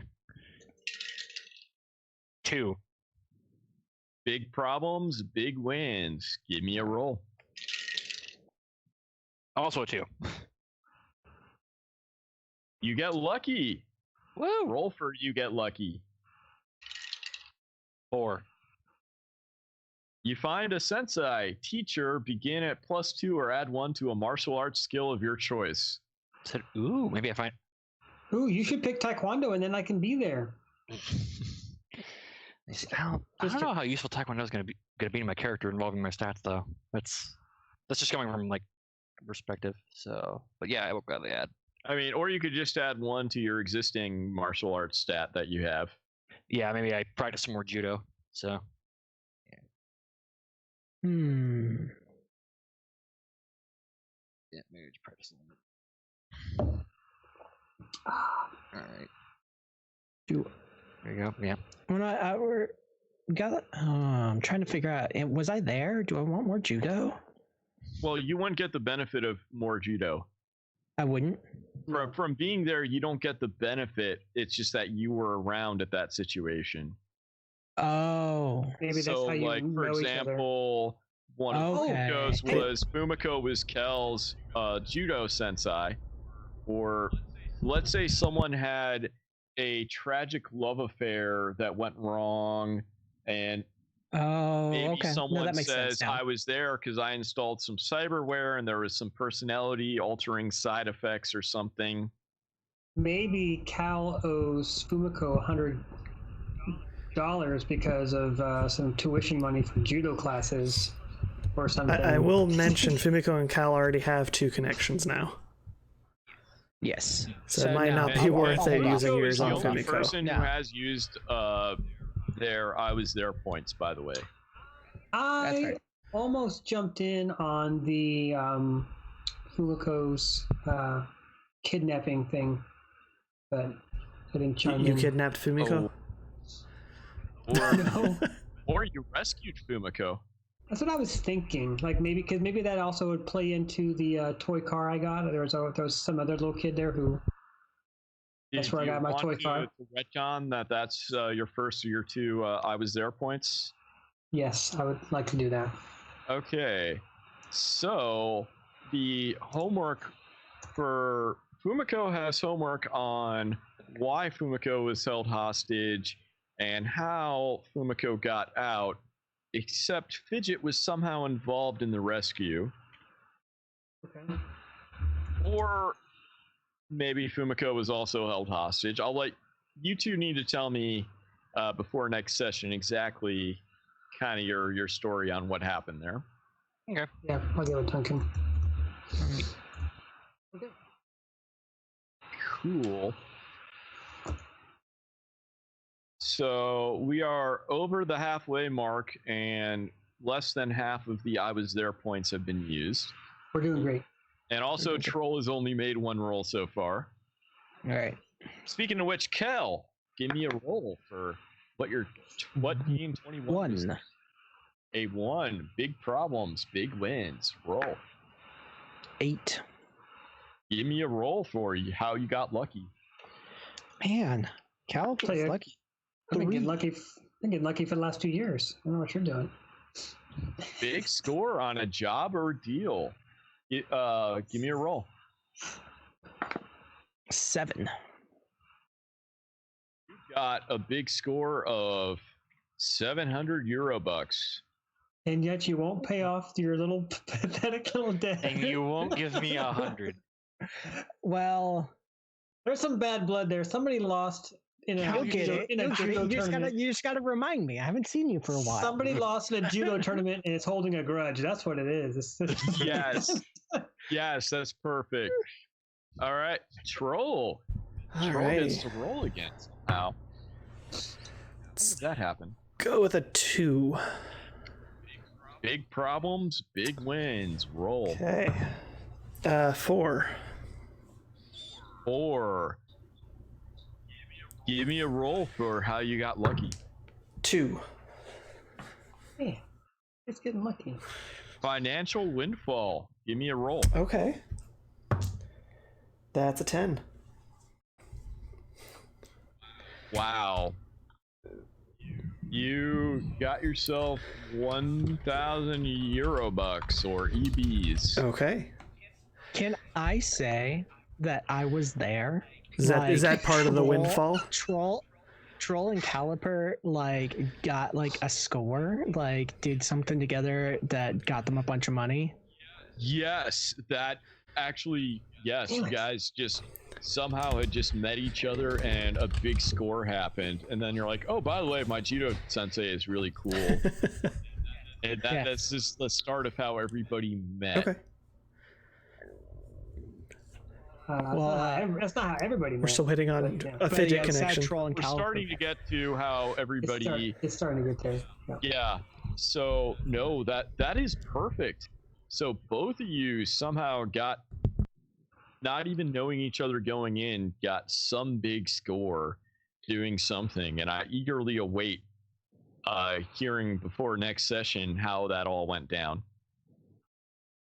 Hey, Troll, do you like gambling? I like gambling. Yep. Online gambling? He doesn't like leaving the house very much. At this age, at least. Yeah. Maybe I came up with some way to cheat the online gambling thing. That could work. Yeah, definitely. I want you guys to, over the next 2 weeks, work that out. Yeah. All right, cool. I have an idea. I'll let you know. Sweet. All right, we're back up to Fidget. There's the red dice again. Didn't do me very good last time. It's a No, they did 6. jerk. Oh, friends and enemies. So at least you weren't just touring it out that year, or maybe you were, and that's what happened. Maybe that's how I met a friend or an enemy. Let's find out. Yep. Dose. You made a friend. Another friend. Roll for friends. 6. An old enemy is now a friend. Okay, I'll figure that out. Yep. All right. Back up to Fumiko, I'm sorry. Alrighty. I will How do you spell probably that? always be misspeaking that, and I apologize in advance for forever. Nah, you're fine. Let me see. 7. Romantic involvement. Damn it. Roll for romance. Where's my third one? Here's my third one. 8. Fast affairs and hot dates. Okay, so that's twice. Hey, I got back to back for 2 years, buddy. Yeah. And Of course, it doesn't mean like every weekend you're out. Plural could just be twice. Yeah. You can really determine right. that on your own. Hell. 7. Romantic involvement. 10. Fast affairs and hot dates. This is just one horny town. Yeah, and if someone else wants to throw in their "I was there" tag, I will just die laughing. I am. I still got one. I am more. trying not to. As 19 years old now. Cal is 22. No, that wouldn't be too weird. But no, he's a shut-in right now. All right. Speaking of shut-ins, Troll. Oh yeah, I gotta roll. Roll for what 18? What it's like to be 18. Okay. 5. I believe Alice Cooper has a song on that. Friends and enemies. Okay. Give me a roll. That's a 5 again. You made a friend. Roll for friends. Thank you for That's an 8. being a friend. Okay. That's a relative. So you are friends with a long-lost relative of some sort. Okay. And or maybe some family member where you had drifted apart. And now you're kind of more with it. Again, I leave all those details up to you. Okay. But if I will gladly work with you to workshop ideas or, figure out what's actually reasonable. That works. Fidget, roll Yep. for what 26 was like. I rolled a 6, actually. Friends and enemies. Give me a roll. I want to get a big win. Come on now. 2. You did make a friend at least. Roll for friends. Thank you for 9. being a friend. You reconnected with an old childhood friend. Okay. Figure that one out too. And that brings us to Fumigo. Alrighty, let's see what you get. That's an 8. Romantic involvement. Alright, see what we got. Roll for romance. 2. Happy love affair. Aww. That actually seems out of character, but okay, maybe. Okay. Alright, so do I roll again, or? No, if you like it, keep it. I'll keep it. And it doesn't say, I will just point out, it doesn't say that it ended or how it ended, so I leave all those details up to you. As opposed to like fast affairs and hot dates, which, we all know how it was really nothing of consequence. This one, if you want to add anything to that, you are more than welcome to. How? So I do have, because there is like one person in my backstory that, the most valued person, the lover, said, what if he came back, as part of the backstory, like, he disappeared after a while, after a certain point, and what if they finally, meet back up and reconnect? That works. And then I definitely want to know, did they stay reconnected or did something else happen? All right. Okay. I don't want to know that right now, but that's what I want to know in the next couple weeks. If you want to say, maybe you saved your lover and then the Goon Squad came again, or maybe something else happened. Who's to say? You're the one to say. I'm the one to say, Kel, I need a roll for what life is like at 23. 4. Friends and enemies. Give me a roll. 3. You made a friend. Cool. No one's made any enemies yet. There's one enemy, but they really are just going to ignore them, although there is some gang. Actually, come to think of it, I would like to hear, should anything else with a gang come up, I want to hear about both those gangs on this call, just in case they end up being the same gang, because that could be hilarious. So whoever rolled that they've got an enemy, that would be Fumiko has an enemy of some gang. That was me. Start thinking about that gang just in case someone else has anything to do with the gang, please.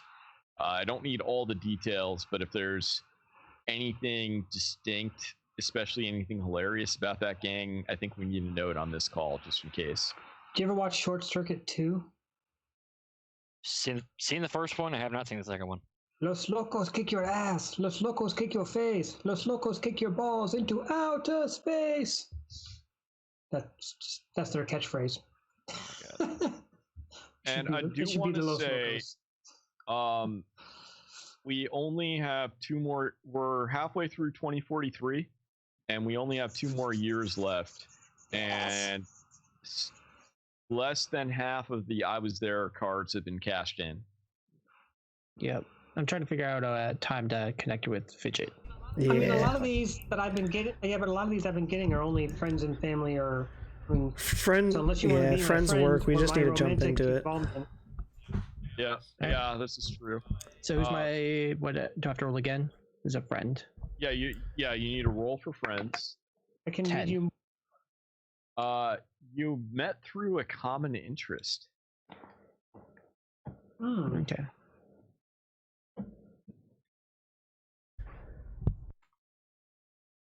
And Did they have to roll for the common interest, or is that no, that's basically where the table ends, or the flow chart ends. Okay. Cool. I may retroactively choose one of these. I'll figure that out. Yeah. Speaking of figuring it out, Troll, what was it like in the last year of your teens? That's 5. That's 5. You guys, can everyone please change dice? That's another friends and enemies. I can switch dice if you want me to reroll. I'll reroll. Dice every I'll time. reroll. Friends and enemies is only a 4 through 6, and we have rolled an absurdly high, like statistically improbable number of friends. Let me use my metal die and see if that does something different. I have it 5 times. Is it 4 different? 4 through 6 is friends and enemies. I don't want more friends. So, damn it. Go ahead and make one more roll. What was it? I've rolled 4 times now, and I've rolled 3 4s and a 5. That's with hilarious. different dice. Let me try a different dice. Hold on. Let me try this one. Again, when I roll like stats, like the 46 key 3 for D&D, literally I only. Okay, the dice have spoken. Yeah, you're getting a friend or an enemy. Let's find out what they have in store All for right. you. I can't get away from it. What's happening? It's a 5. Okay, re-roll that one more time with a different die, just to try to get something interesting. This one that I can barely read because it's. Roll the d12 and just divide it by 2. There you go. Wait, do you roll I a 10? rolled a 10. So you have made an enemy. Okay. Roll for enemy. Okay. That's a 1. An ex-friend. Okay. Okay, so you made an enemy of an ex-friend. Roll for the cause. Tacos. It's always tacos. It's a 6. One of you deserted or betrayed the other. Ooh. Yep, I deserted them. Roll for who? I like it.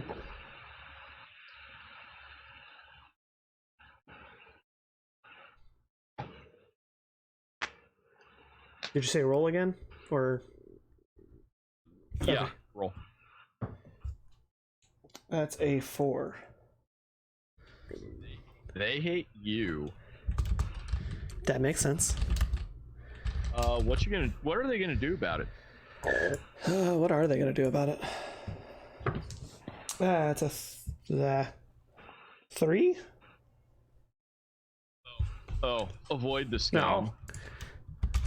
That's fine. And give me one more roll for what can they throw against you should you really crack them off again. That's an 8. A small corporation.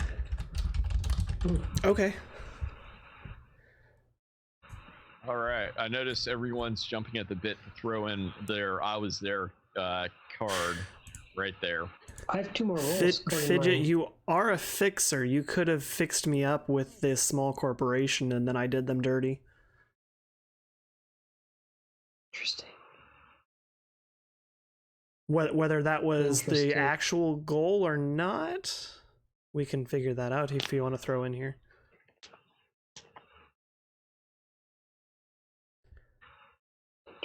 I will say, all of you are both neighbors and associates. I am not saying you are friends. Oh, I could have screwed you over.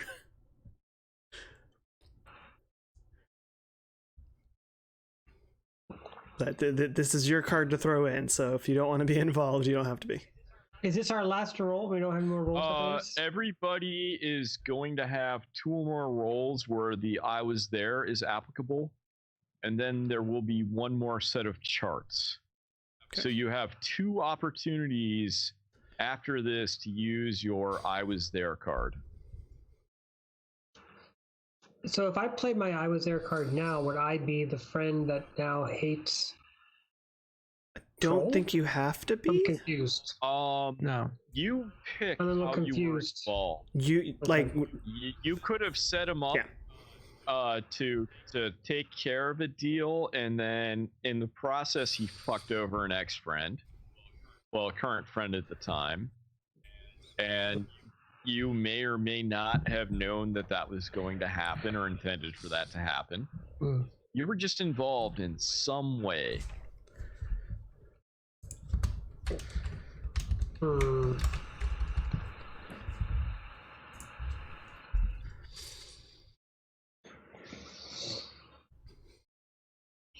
Sure, I'll take it.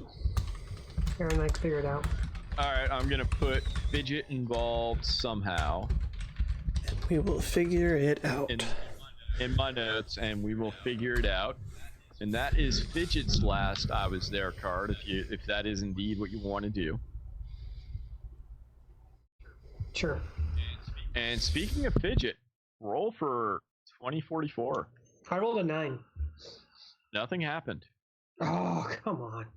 I was there. At least you didn't lose more points from Cool. Umiko, give me that roll. Sweet rolls. Alrighty. Let's see what happens. 7. Romantic involvement. Roll for romance. Ooh. 3. 3. Happy love affair. Aw. You have a continuous happy love affair. Yeah, I'll keep going with that. Yeah, if you roll that one more time, that might induce a change in some of your backstory. Yeah, just a little bit. Or maybe something happened in the last 11 months, and that roll was 12 months ago. Who's to say? Yeah, we'll figure it out. Speaking of letting the dice say, Cal.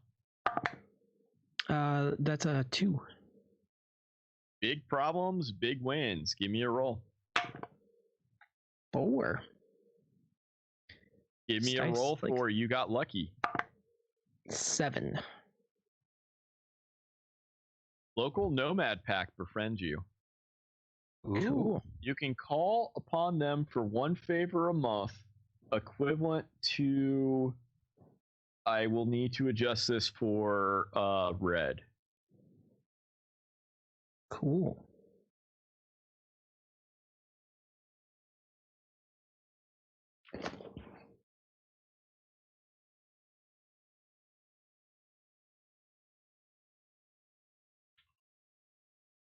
Cool. All right. Troll. Alrighty. Give me that roll.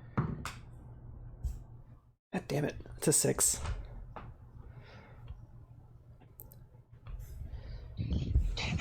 Friends and there's one dude, dice I haven't used yet. roll that dice. Roll that beautiful bean footage. It's a 7. Hey, friends and enemies is 4 through 6. Oh, okay. So 7 is romantic involvement. Okay. Roll for romance. That's a 1. Happy love affair has happened. Okay. And I will leave that up to you to say if and how that ended. It could be, unless the dice say otherwise, it could be that happy love affair is still ongoing. Okay. And we are going to roll for our last year. Kel and Troll both have. Kel has 1 I was there. It looks like Troll has both I was theirs. Yeah, that sounds right.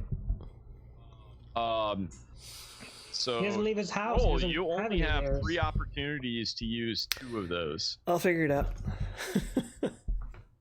Speaking of figuring it out, Fidget.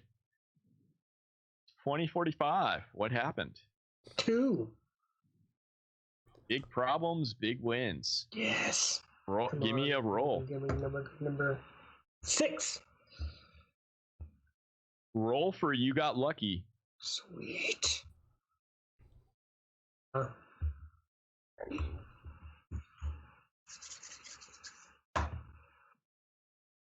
That's a 9. Yeah, 9. A local booster gang likes you. So this is where I'm going to stop before I even finish. Hold on, let me at least type booster gang. Cal was there. Because I've been waiting for some way. There is a booster gang in your past, and I said when that comes up again, I would love to hear you tell me more about this booster gang, please. I did a little bit of research on them in the PDF that I have, and there is one that kind of fits my backstory a little bit. Well, no, I want you to make one up, but if at all possible. But if you want to base it on an existing one, I guess that's cool. But you can feel free to just make up some random ass bullshit, because it's still not as random ass bullshit as what's in the book. All right. Wait, Fumiko has a booster gang in their backstory, or Cal does? Fumiko does. Fumiko does. But Cal wants to be there when you befriend the gang, because I've been waiting for a connection with you. Yeah, Troll is gonna jump in there, and he basically put out some scream sheets that kind of lauded you to their area. So Cal and... Yeah. Oh wait, both of you are calling that. Yeah. Okay, so hold on, we have multiple things going on at once. That's a good one. So Kel and Troll were there, and then Fumiko has a booster gang in her background that we want to hear about before we hear about what this booster gang is. Because it could be it's the same gang, or it could be totally different. Who's to say? Well, the players are to say. Excuse me. So Fumiko has the floor. I would say, given the past with said booster gang, I would say they're not related. This is a different gang. But can you tell us a little bit about the gang? That's what I'm asking, is what is your gang? And then the other player, well, actually, mostly Fidget can decide if they're related or not. Okay. All right. Okay, so I'm gonna look up here. The Tiger Claws seem to make the most sense to me. I mean, this is just something I'm just kind of going off of. And I was also held hostage for a little while, for 3 months. And why don't I make it that gang for a little bit? Even though he said they do nothing, but what if that's just, currently they're not going to do anything? Yeah, so you can write all that in your backstory and tell me what you did to piss off the Tiger Claws, that they went from nothing to holding you hostage. And it could be as simple as it's nothing personal, just business. So Ellie, Fidget, we're gonna jump back to you. There's a local booster gang that likes you. Tell me about this booster gang. Is there any... Actually, the preference from listening to a couple podcasts on how to ST for Cyberpunk Red is not let you pick a gang from the book and make you make it up on the fly, kind of. I was just going to ask, are there any pre-made gangs that I can reference? But there are pre-made... you saw the Warriors, right? No. Oh, shit. Okay. So imagine the most ridiculous gangs that Cyberware and Cybersculpting Surgery can create, including there's a Brady Bunch gang where they all look like members of the Brady Bunch. There's the Philharmonic Vampires. I don't think I really need to dive deeper into that. That's pretty self-explanatory. There might be a clown gang. Or yeah, no. Yeah, there's the Bozos. There's the Could there be a Broadway musical, Cats? Oh God! I'm gonna throw the red card at the Cats gang. There's like a metal like death gang like essentially like berserkers, the maelstromers that have a little bit of like Viking like lore in their ideology. Oh, is that gang? Are they Def Clock fans and they all look like people from the band Def Clock? Because No, I think that's what's going to happen. No, they're like go deep into like modifying themselves to extremes, including like splitting their optical nerves into like multiple things. Like if you saw the Cyberpunk 2077 like trailer, the guys with like the 6 red eyes, like they have the very like artificially changed faces. Those are maelstromers. But I'm gonna definitely have to get back to Ellie, it. whatever sick and twisted thing you can think of is possible in this world. I will definitely get back to you on that. Okay. Because there could be a really clever way to tie this all together between the kidnapping and saving Fumiko and yeah. You know, maybe this local booster gang helped you rescue Fumiko in the past. Exactly. But then that was in the past, so something else happened that they really like you. That's true. Figure it out. We can figure it out. I was really hoping that multiple people would have enemies with a booster gang and someone would come up with something ridiculous and then everyone else would add on to that. But that's not exactly what's happening here yet. It's so okay. No, the exact opposite happens. Everybody likes us. Yeah, I'm definitely jumping in friends. there and either scream sheets or data pool just kind of making Fidget sound better than she is as a fixer. So that way the Okay. booster gang likes her. I have Kel and Troll. We're both there, and Yeah, that's what I got the too. 3 of you can hash that out over the next couple Okay. weeks. And this leaves Troll is the only person with one I was there card left. And there are 2 roles left. Speaking of roles, Fumiko. Do it. 3. Big problems, big wins. Give me a roll. 8. An 8. That is roll for you got lucky. Woo! I got a 1. A 1. You made a powerful connection in the Night City government. Give me a roll. See what I made. Also a 1. You have a powerful connection on Night City PD. Ooh, that's good for. That's solid. I will say that actually impacts my very immediate planning over the next 2 to 3 sessions. Nice. So I'm very eagerly interested in that, and I do have a couple thoughts on what some of that person's responsibilities may include that I will feed to you once you remind I me. think I may jump in here and try to be like a middleman media type. I'd say Okay.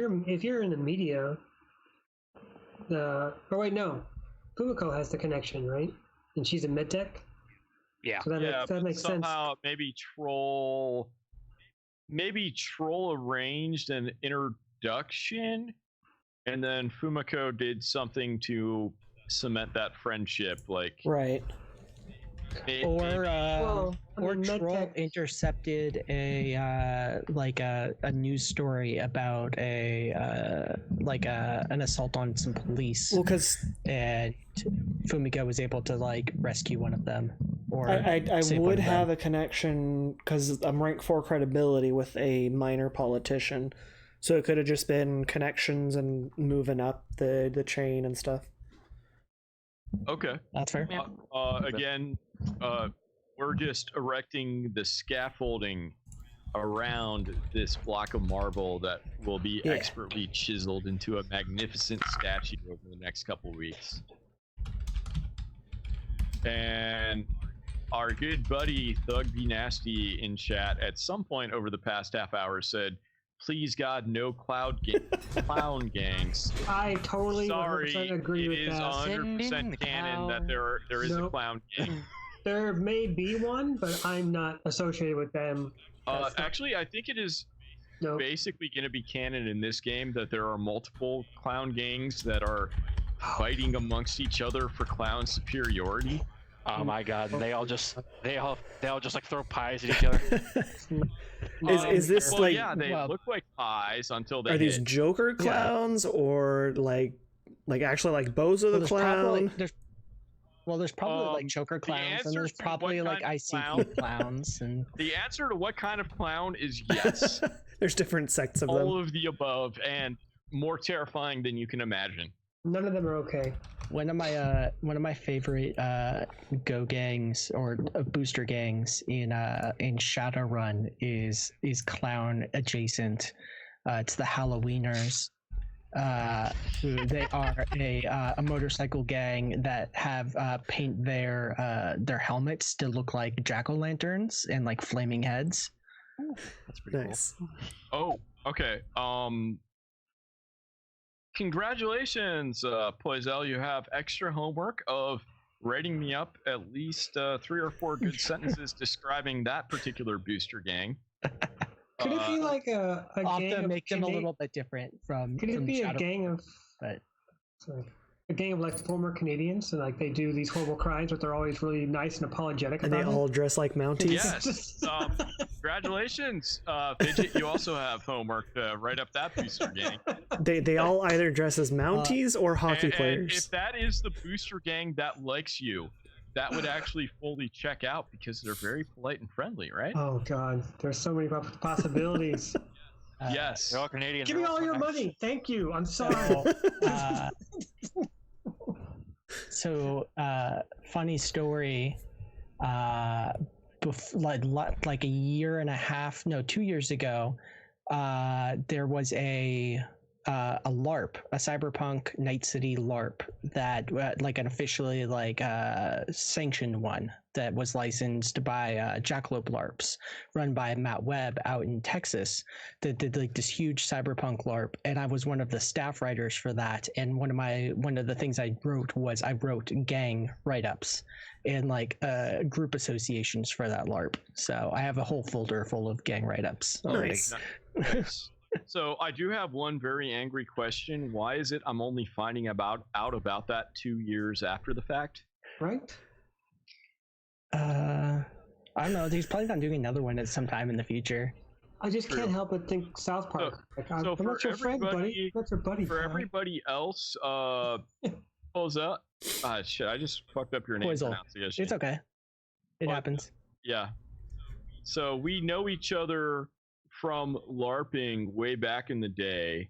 Is the first people I met other than my coworkers when I moved to the greater LA area were at the One World of Darkness LARPs based on the classic original OG World of Darkness setting from White Wolf games. Yeah, playing some Vampire the Masquerade and some Werewolf the Apocalypse. So I LARPed in multiple different time zones years before I ever even played a single fantasy RPG. Anyway, that is random aside, but that brought that up. I also saw like there was either a Shadowrun or Delta Green LARP book that had interesting recommendations that basically would require you to be in a remote location somewhere in the deserts of California or Texas or whatever, because of the usual LARP safety rules were strongly discouraged in this case, which was hilarious. I've seen that. I Yep. don't know if I like that. Yeah. And if you're in the right setting, you can do that. If you're in the wrong setting, you will get shot by the police. Well, you just have to have a good working relationship with your environment. Like the Dystopia Rising LARPs do really well working with their locals. Like the series finale for the Dystopia Rising NorCal game, they actually rented a decommissioned tank and brought it onto the site because they were playing at the old military base on the one of the islands in San Francisco Bay. Yep. Nice. Okay. Wow. All right, Yeah. hold on. But yeah, enough asides. I think we have a couple more rules to do. But while my like drinks, let us say this has been a lovely night. Roll lots of dice, figuring out all these connections. Yeah, we're gonna have to Start, schedule right. an off on. game time to talk. Hold on. Hold on to what? Got a pen. Your butts. All right. Okay, what happened? Why can't I talk? All right, that's better. Not great, but better. All right, Kel, Yes. give us a roll, please. 4. Give us a different roll, please. How many friends and enemies do you have? 1. Oh, okay, then we can keep the roll if you want. Sure. All right. Give me a secondary roll, please. 7. I mean, I alone got 5 of those friends and family, or friends and enemies. Things. Yeah, literally half of your rolls were friends and enemies. Yeah. Okay, you rolled a 7. Congratulations. Roll for enemy. Yes. 7. Partner or coworker? Ooh. Ooh. Alright, let me.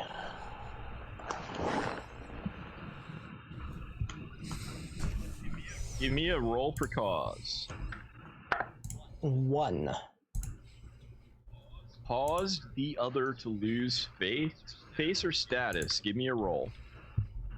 Alright. 1. They hate hell. Okay.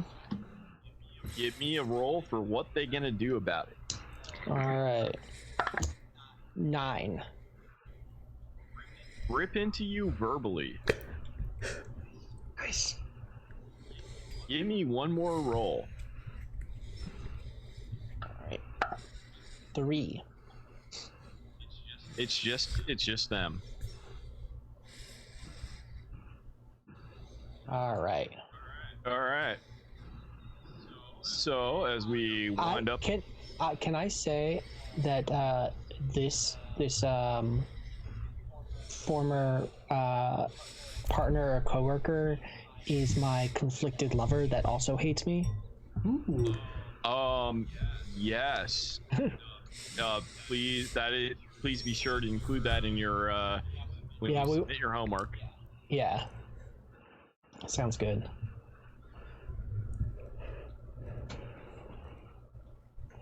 Cool. So we are almost done with tonight. We're done. We've got one more life path, and then we got one more set of rolls. And Troll, take us to third base here. Do you want me to re-roll a 6? No. How many friends or enemies do you have? Like half of yours. Like You 3/4. I've got an old enemy, with friends, 12 friends, enemy, half friends with long lost Love relative, affair. enemy out of an ex-friend, and a happy love affair. Keep rolling till it's anything other than a 4, 5, 6. Yeah. Okay, let me try different dice again. Literally, Preferably like a every 1, 2, single 3. roll use a different physical dice. Try to get a Roll 1, it. 2, or 3. Roll like 4 of them at one time. And That one rolled a 10. there we go. Give me, just roll again one more time because 10 is nothing happened. 8. Oh. Romantic involvement. Okay. All right. So, I will say you currently have a happy love affair open. Do you want to call this a continuation of that, or do you want to try again and see if something else interesting happens? He's only like 20, 21. Yeah, this is the year you turn 21, Yeah, buddy. we're gonna roll. It's a 4. Oh wait, was that a re-roll or continuing the romantic involvement?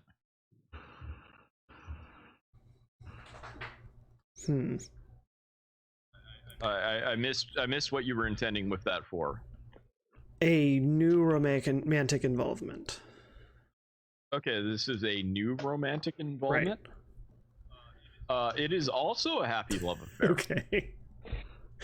You have So, nothing but if good you You relationships. want it to be a different significant other, or if you want it to be the same, that's up to you. I mean, you can totally do poly. That's It's cool. what I'm thinking. Yeah. I think that would be interesting. If you want to do the poly, that's cool. I guess one of the questions. But do the other people know? I mean, it's not poly if they don't know. That's called don't know. Yeah, I was gonna say it's not. It's poly cheating if they know. don't know. It's poly if they know and are Yeah. okay with it. Yeah, we'll go poly. Now, and do the three of you all live together? That's a Ooh. detail I'd like to hear. Not right now, but when your homework is due. Because maybe you all live in the apartment together. How big is the apartment?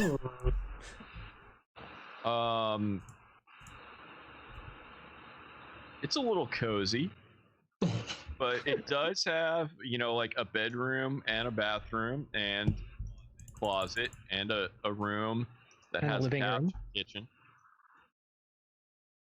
It's on the map. You can look at Yeah, it. I've got it zoomed What's in. not on the map is the scale of the map, to be honest. Right, but if I use like can- the toilet, I can see how big the bathroom is. Unless it's a really small toilet. It's not a It's not a comedically small toilet. It's a regular sized toilet. Yeah, this looks like it's a 5-foot grid. Except puts the bed at about like 8 feet. A queen. Yeah. Yeah, that would be a queen. Okay. I will add that to the Not homework. Alaskan king, Yeah, that's like one of those actually a China's- pretty big sized I apartment. mean, it's bigger than my apartment. Shit. I was gonna say it's bigger than either apartment I lived in. Okay. I lived in So one, again, that It's- that is all. What kind of dystopia is this? That's bigger than my house. Well, you don't get. Well, I was gonna say you're not fearing for your life as soon as you step outside of your apartment, but then I realized you do live in LA. Ooh. I mean, it is 2021. We're just in the. I'm just in the previous version of the game. Yeah. Okay, so we're going to do one more set of rolls, and then we're going to call it for the night. And we are only taking almost an hour longer than planned, so hopefully this goes faster this time. You can have as many session zeros as you need to have. But That, I think. Well, we're just about done. I think, yeah. I know. So I'm just saying. It's okay. Fidget, give me Yep. a roll. I'm gonna use an entirely different D10 this time. Bust out the neon green, Nice. and that is a 2. So this roll is for what kind of fixer you are, Oh, and okay. you procure rare or atypical resources for exclusive clients. Okay. Where resources or what? Rare or atypical Oh, okay. to clients. Or atypical resources for exclusive clients. Yep. And Okay. do you say you have a partner or you like to work alone? I have not established that I have a partner or not, but that might come up in one of my friends or enemies things. Okay. Because I got if you the do have a partner thing twice. Huh? I got the Yeah. partner thing twice, so. one of So if those- you want to talk about what those options are instead of rolling them, we'll take care of that in the next week. Okay. But go ahead and roll for what your office is like. Ooh. That's a 10. Oh, shit. I just realized. I'm sorry. Can you roll this? I lied when I said it would all be D10s. This is a D6. That is a 4. Spare room in a warehouse, shop, or clinic. Or possibly in the ground floor of an apartment building that has a river dock clinic that swears they're not underground because they're on the first floor. Spare room in a warehouse or a clinic? I will have to think about that. And if you want that to be in the apartment building, you can. If you want that to be explicitly not in the apartment building, you can. Give me another D6, please.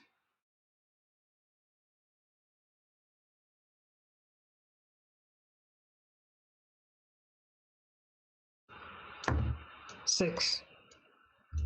So you have a side client who's a local politician or exec who depend on you for finding information.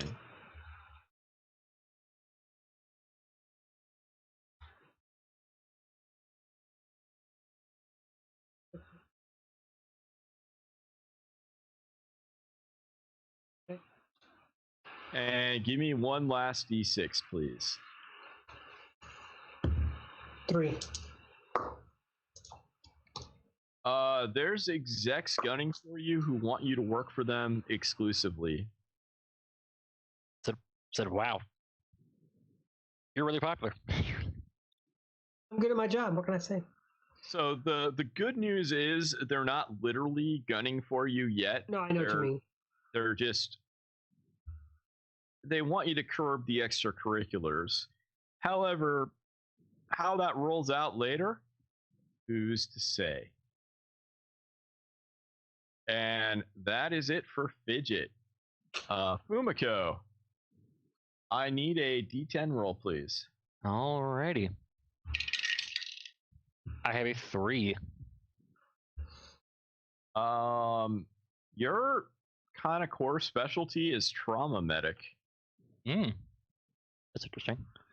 Although I guess what was in your mind, because you did have my mind was my mind was, well, when I rolled this originally, was general practitioner. It's like I rolled it originally, I got a 2, so it kind of makes sense. You know, we'll say you're general, but because of where the apartment is, you get a lot more trauma than, you know, someone in Beaver Cleaverville.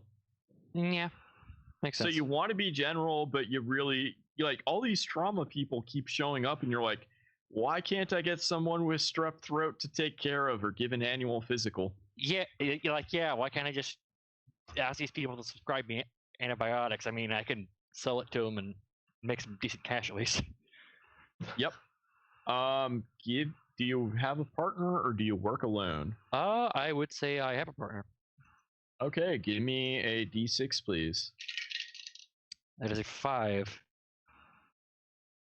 You have a secret partner with a gang or mob connection. Ooh. They're the ones that keep bringing in trauma patients.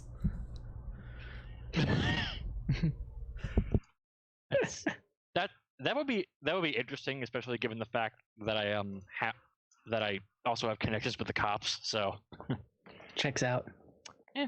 Out. I mean, we didn't say it's not a crooked cop. That is true. We did not say what kind of cop they are. Or maybe you are very much the neutral ground. Who's to say? That could be kind of interesting. You're working both sides of this. Just, you're like, I'm a doctor. I try to heal people. I don't ask questions about where that bullet hole came from. Yeah. So you really can take all of that in any direction at this point. Okay. Give me one more D6. What is your workspace like? That is a 2. Comfortable but not state of the art. That works.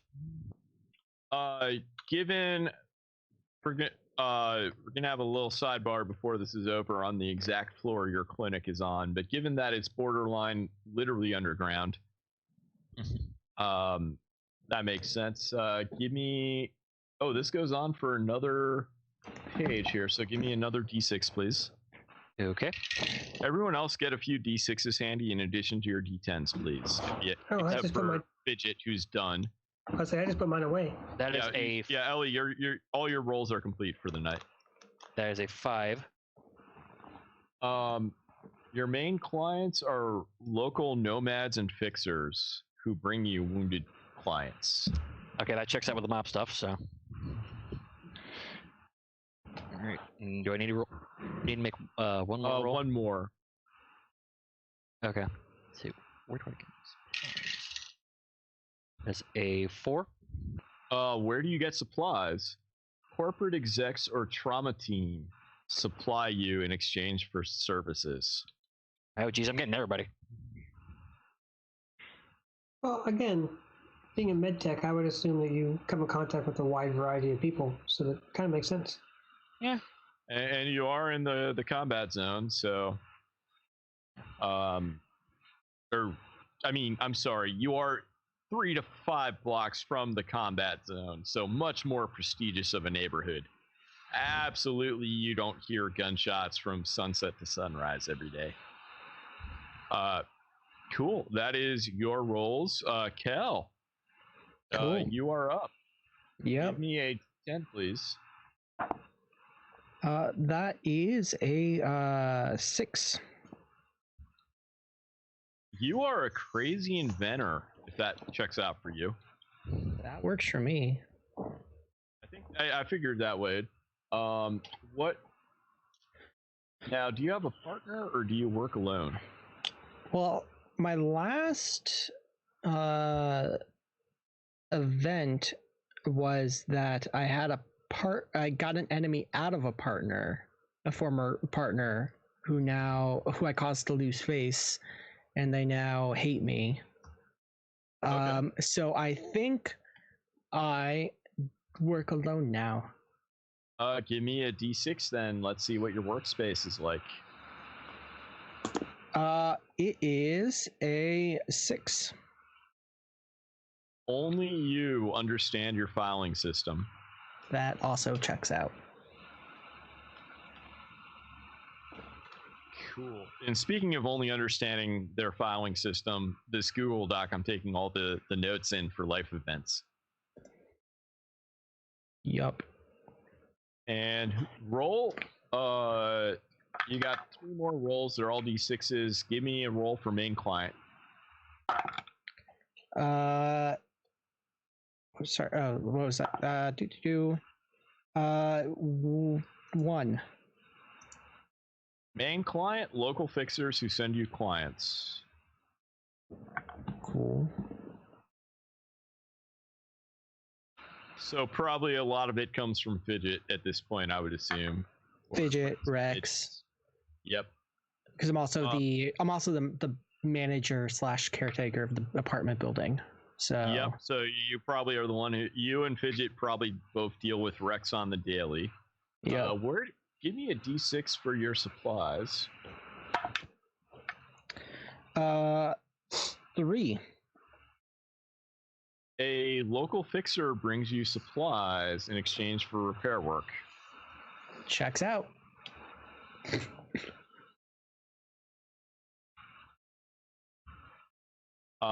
And give me one last D6, please.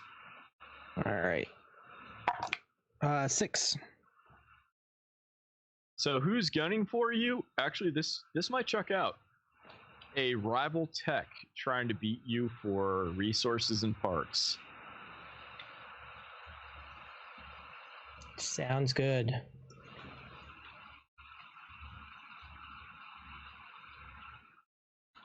Cool. And now we're down to Aaron. Maybe that former partner. Sorry, Puzzle, go ahead. I said maybe that former partner of mine. Oh, yes. Or if you want multiple rivals, go for it. Or if you want to double down on the rival and make them even more powerful, it's the same one. Sounds good. Yeah, because they wouldn't know where I get my supplies because they used to be my partner, and now they're trying to they're trying to fuck you over. Oh, trying to get me out of the market. This is beautiful. I am looking forward to reading all of this. So, Troll, were you a media or were you a rocker boy? I went media. Okay, for some reason, I somehow managed to not add that to my notes and didn't have that in my mind. So we will pull that up. Give me a D6 to start. And I think please. anything but 2 will work for what I want my character Actually, to you do. know what? Actually, skip this because your choices are blogger, writer of books, videographer, documentarian, investigative reporter, or street scribe. And you really are, at heart, a blogger because Yeah. you're like an internet troll. Yeah. Right. Blogger. Actually, well, should we just say your media type is internet troll? yeah, we could, because he could be doing more than just You're doing blogging. multiple of those Yeah. things, but we all know exactly what that more means. of a jack of all trades than a single one out. And then how I reach would still be a combination of all of those. Well, maybe not news channel. I mean, I kind of envision you as being on the 2045 version of Twitch and Twitter. Probably. Like, Now, ethics I'll want to roll for, though. oh, I was gonna. Okay, I might overrule you on this, Okay. but let's roll and see what you guys think first. Okay, 3? I will occasionally slip and do unethical things, but it's rare. You have standards. Is that really true? I think 4 to 6 is more where he would be. Go ahead and roll a d6 and basically add 3 to the roll. 6. Totally corrupt, take bribes, illegal, unethical reporting all the time. Your pen is for hire. Does that Yeah. work? That'll work.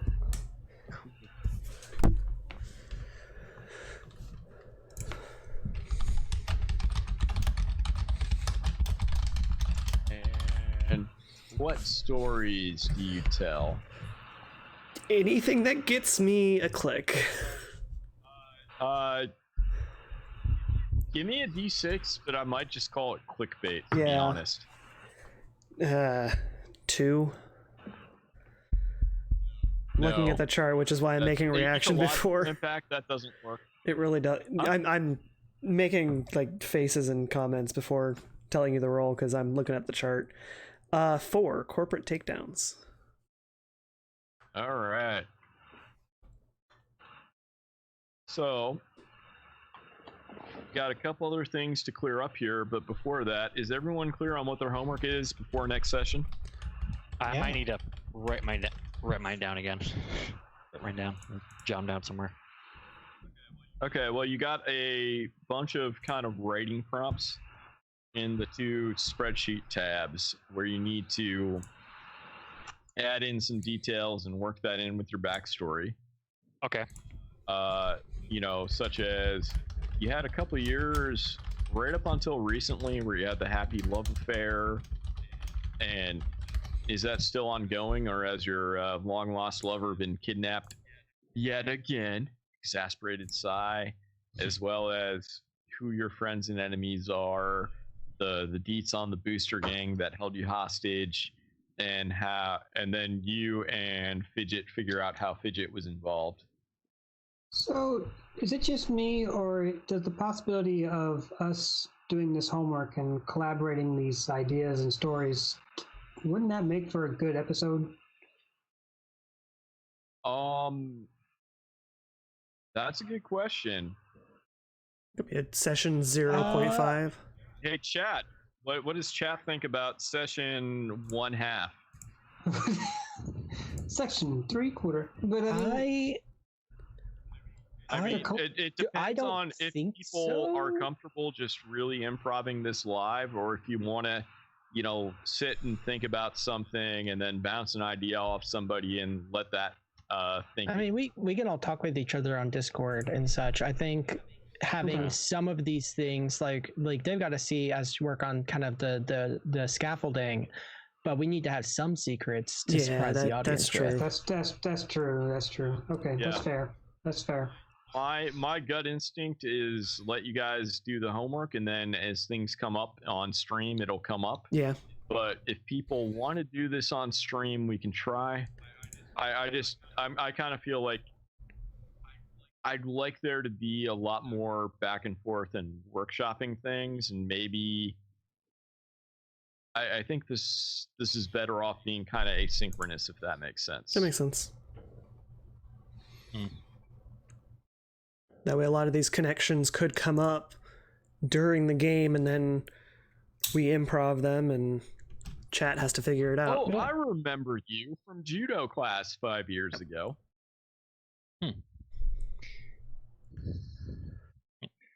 I mean, there's probably only like one judo dojo here in like a 5-block radius that they can walk to.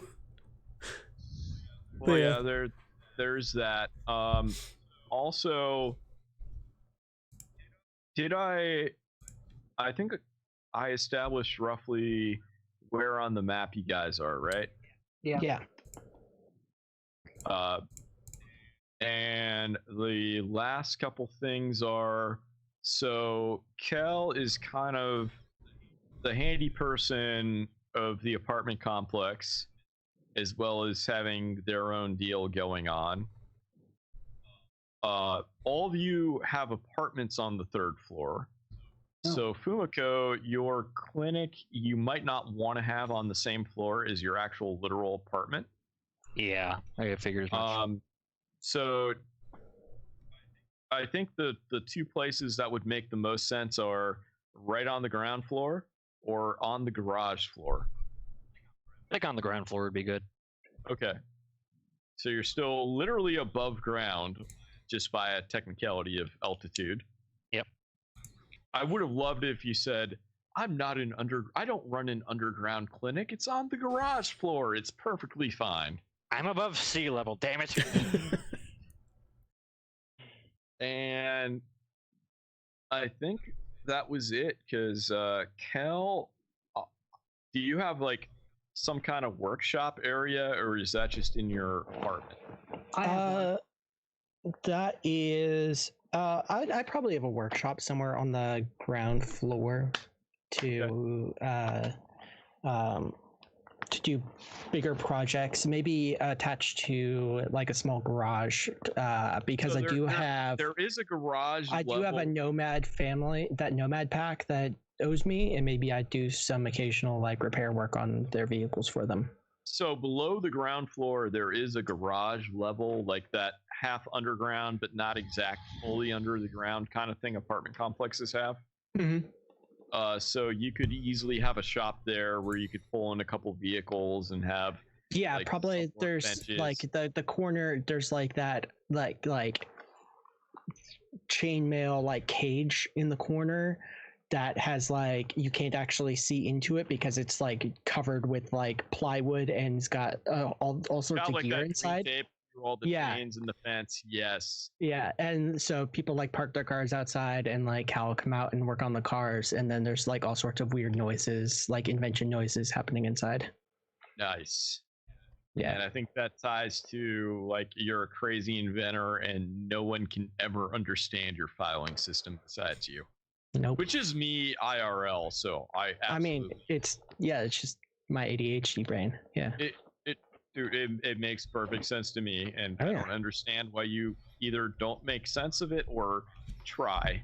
Like those are if it's not one or the other, then why? No, the new project's always on the right hand side. Mm-hmm.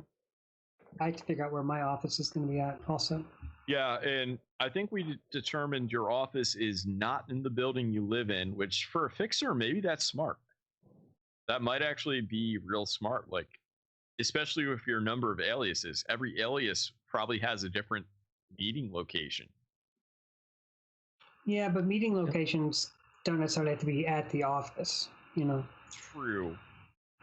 But in this context, like in this context where it said the office, it kind of implied that's where you met with your clients. Okay, well, so, I mean that's just a scheduling issue then. There's nothing to say that when you're, sitting around doing your paperwork or invoicing, you're not at a desk in your apartment. This is where, your clients know how to find you or meet with you, etc. Sure. So, all right. if you want it to be a different one for every alias, that'd be hilarious. It'd also be hilarious if it's literally a different booth at the same bar, and there's only 5 booths, and you have 5 aliases. No, it's something more like a therapist office where you come in one door, but you leave a different door, so clients can't bump Can't into see each other. Yep. Yeah. So. Nice. All right. I think that's. This only ran an hour 15 minutes longer than I thought, so I'm doing okay. I think we got everything done. Has anybody got any outstanding questions? No, I'm good. No. Cool.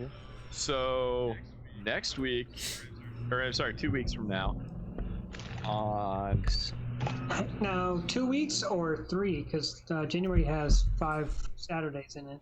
So you're right. I just pulled up a calendar and said, wait, that can't be right. So this podcast stream is going to be the 2nd and 4th Saturday of every month. We haven't established what happens on the 5th Saturday.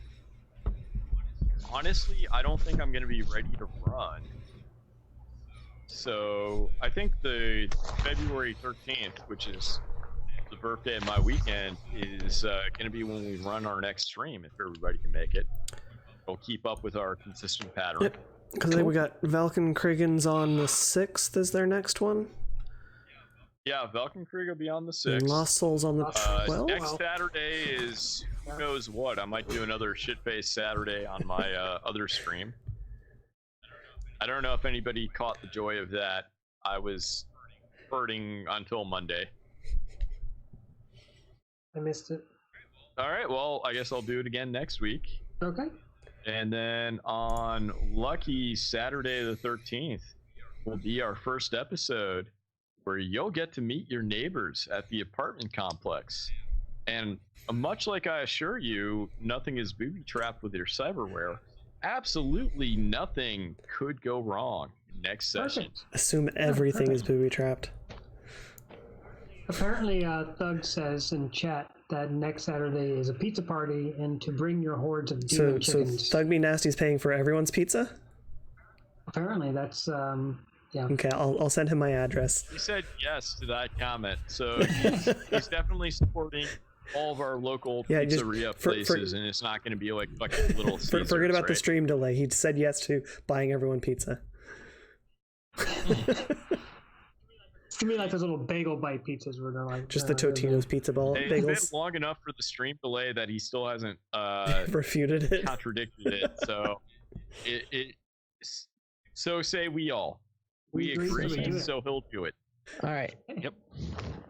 All right. Well, thanks everybody. Any other questions about Cyberpunk or this crazy setting we're in with the great Clown War gang about to commence? The Clown War. Oh goodness. All right. Oh, I did figure out. I think my my alignment gang. It might very well be turn of the century sporting good mascots.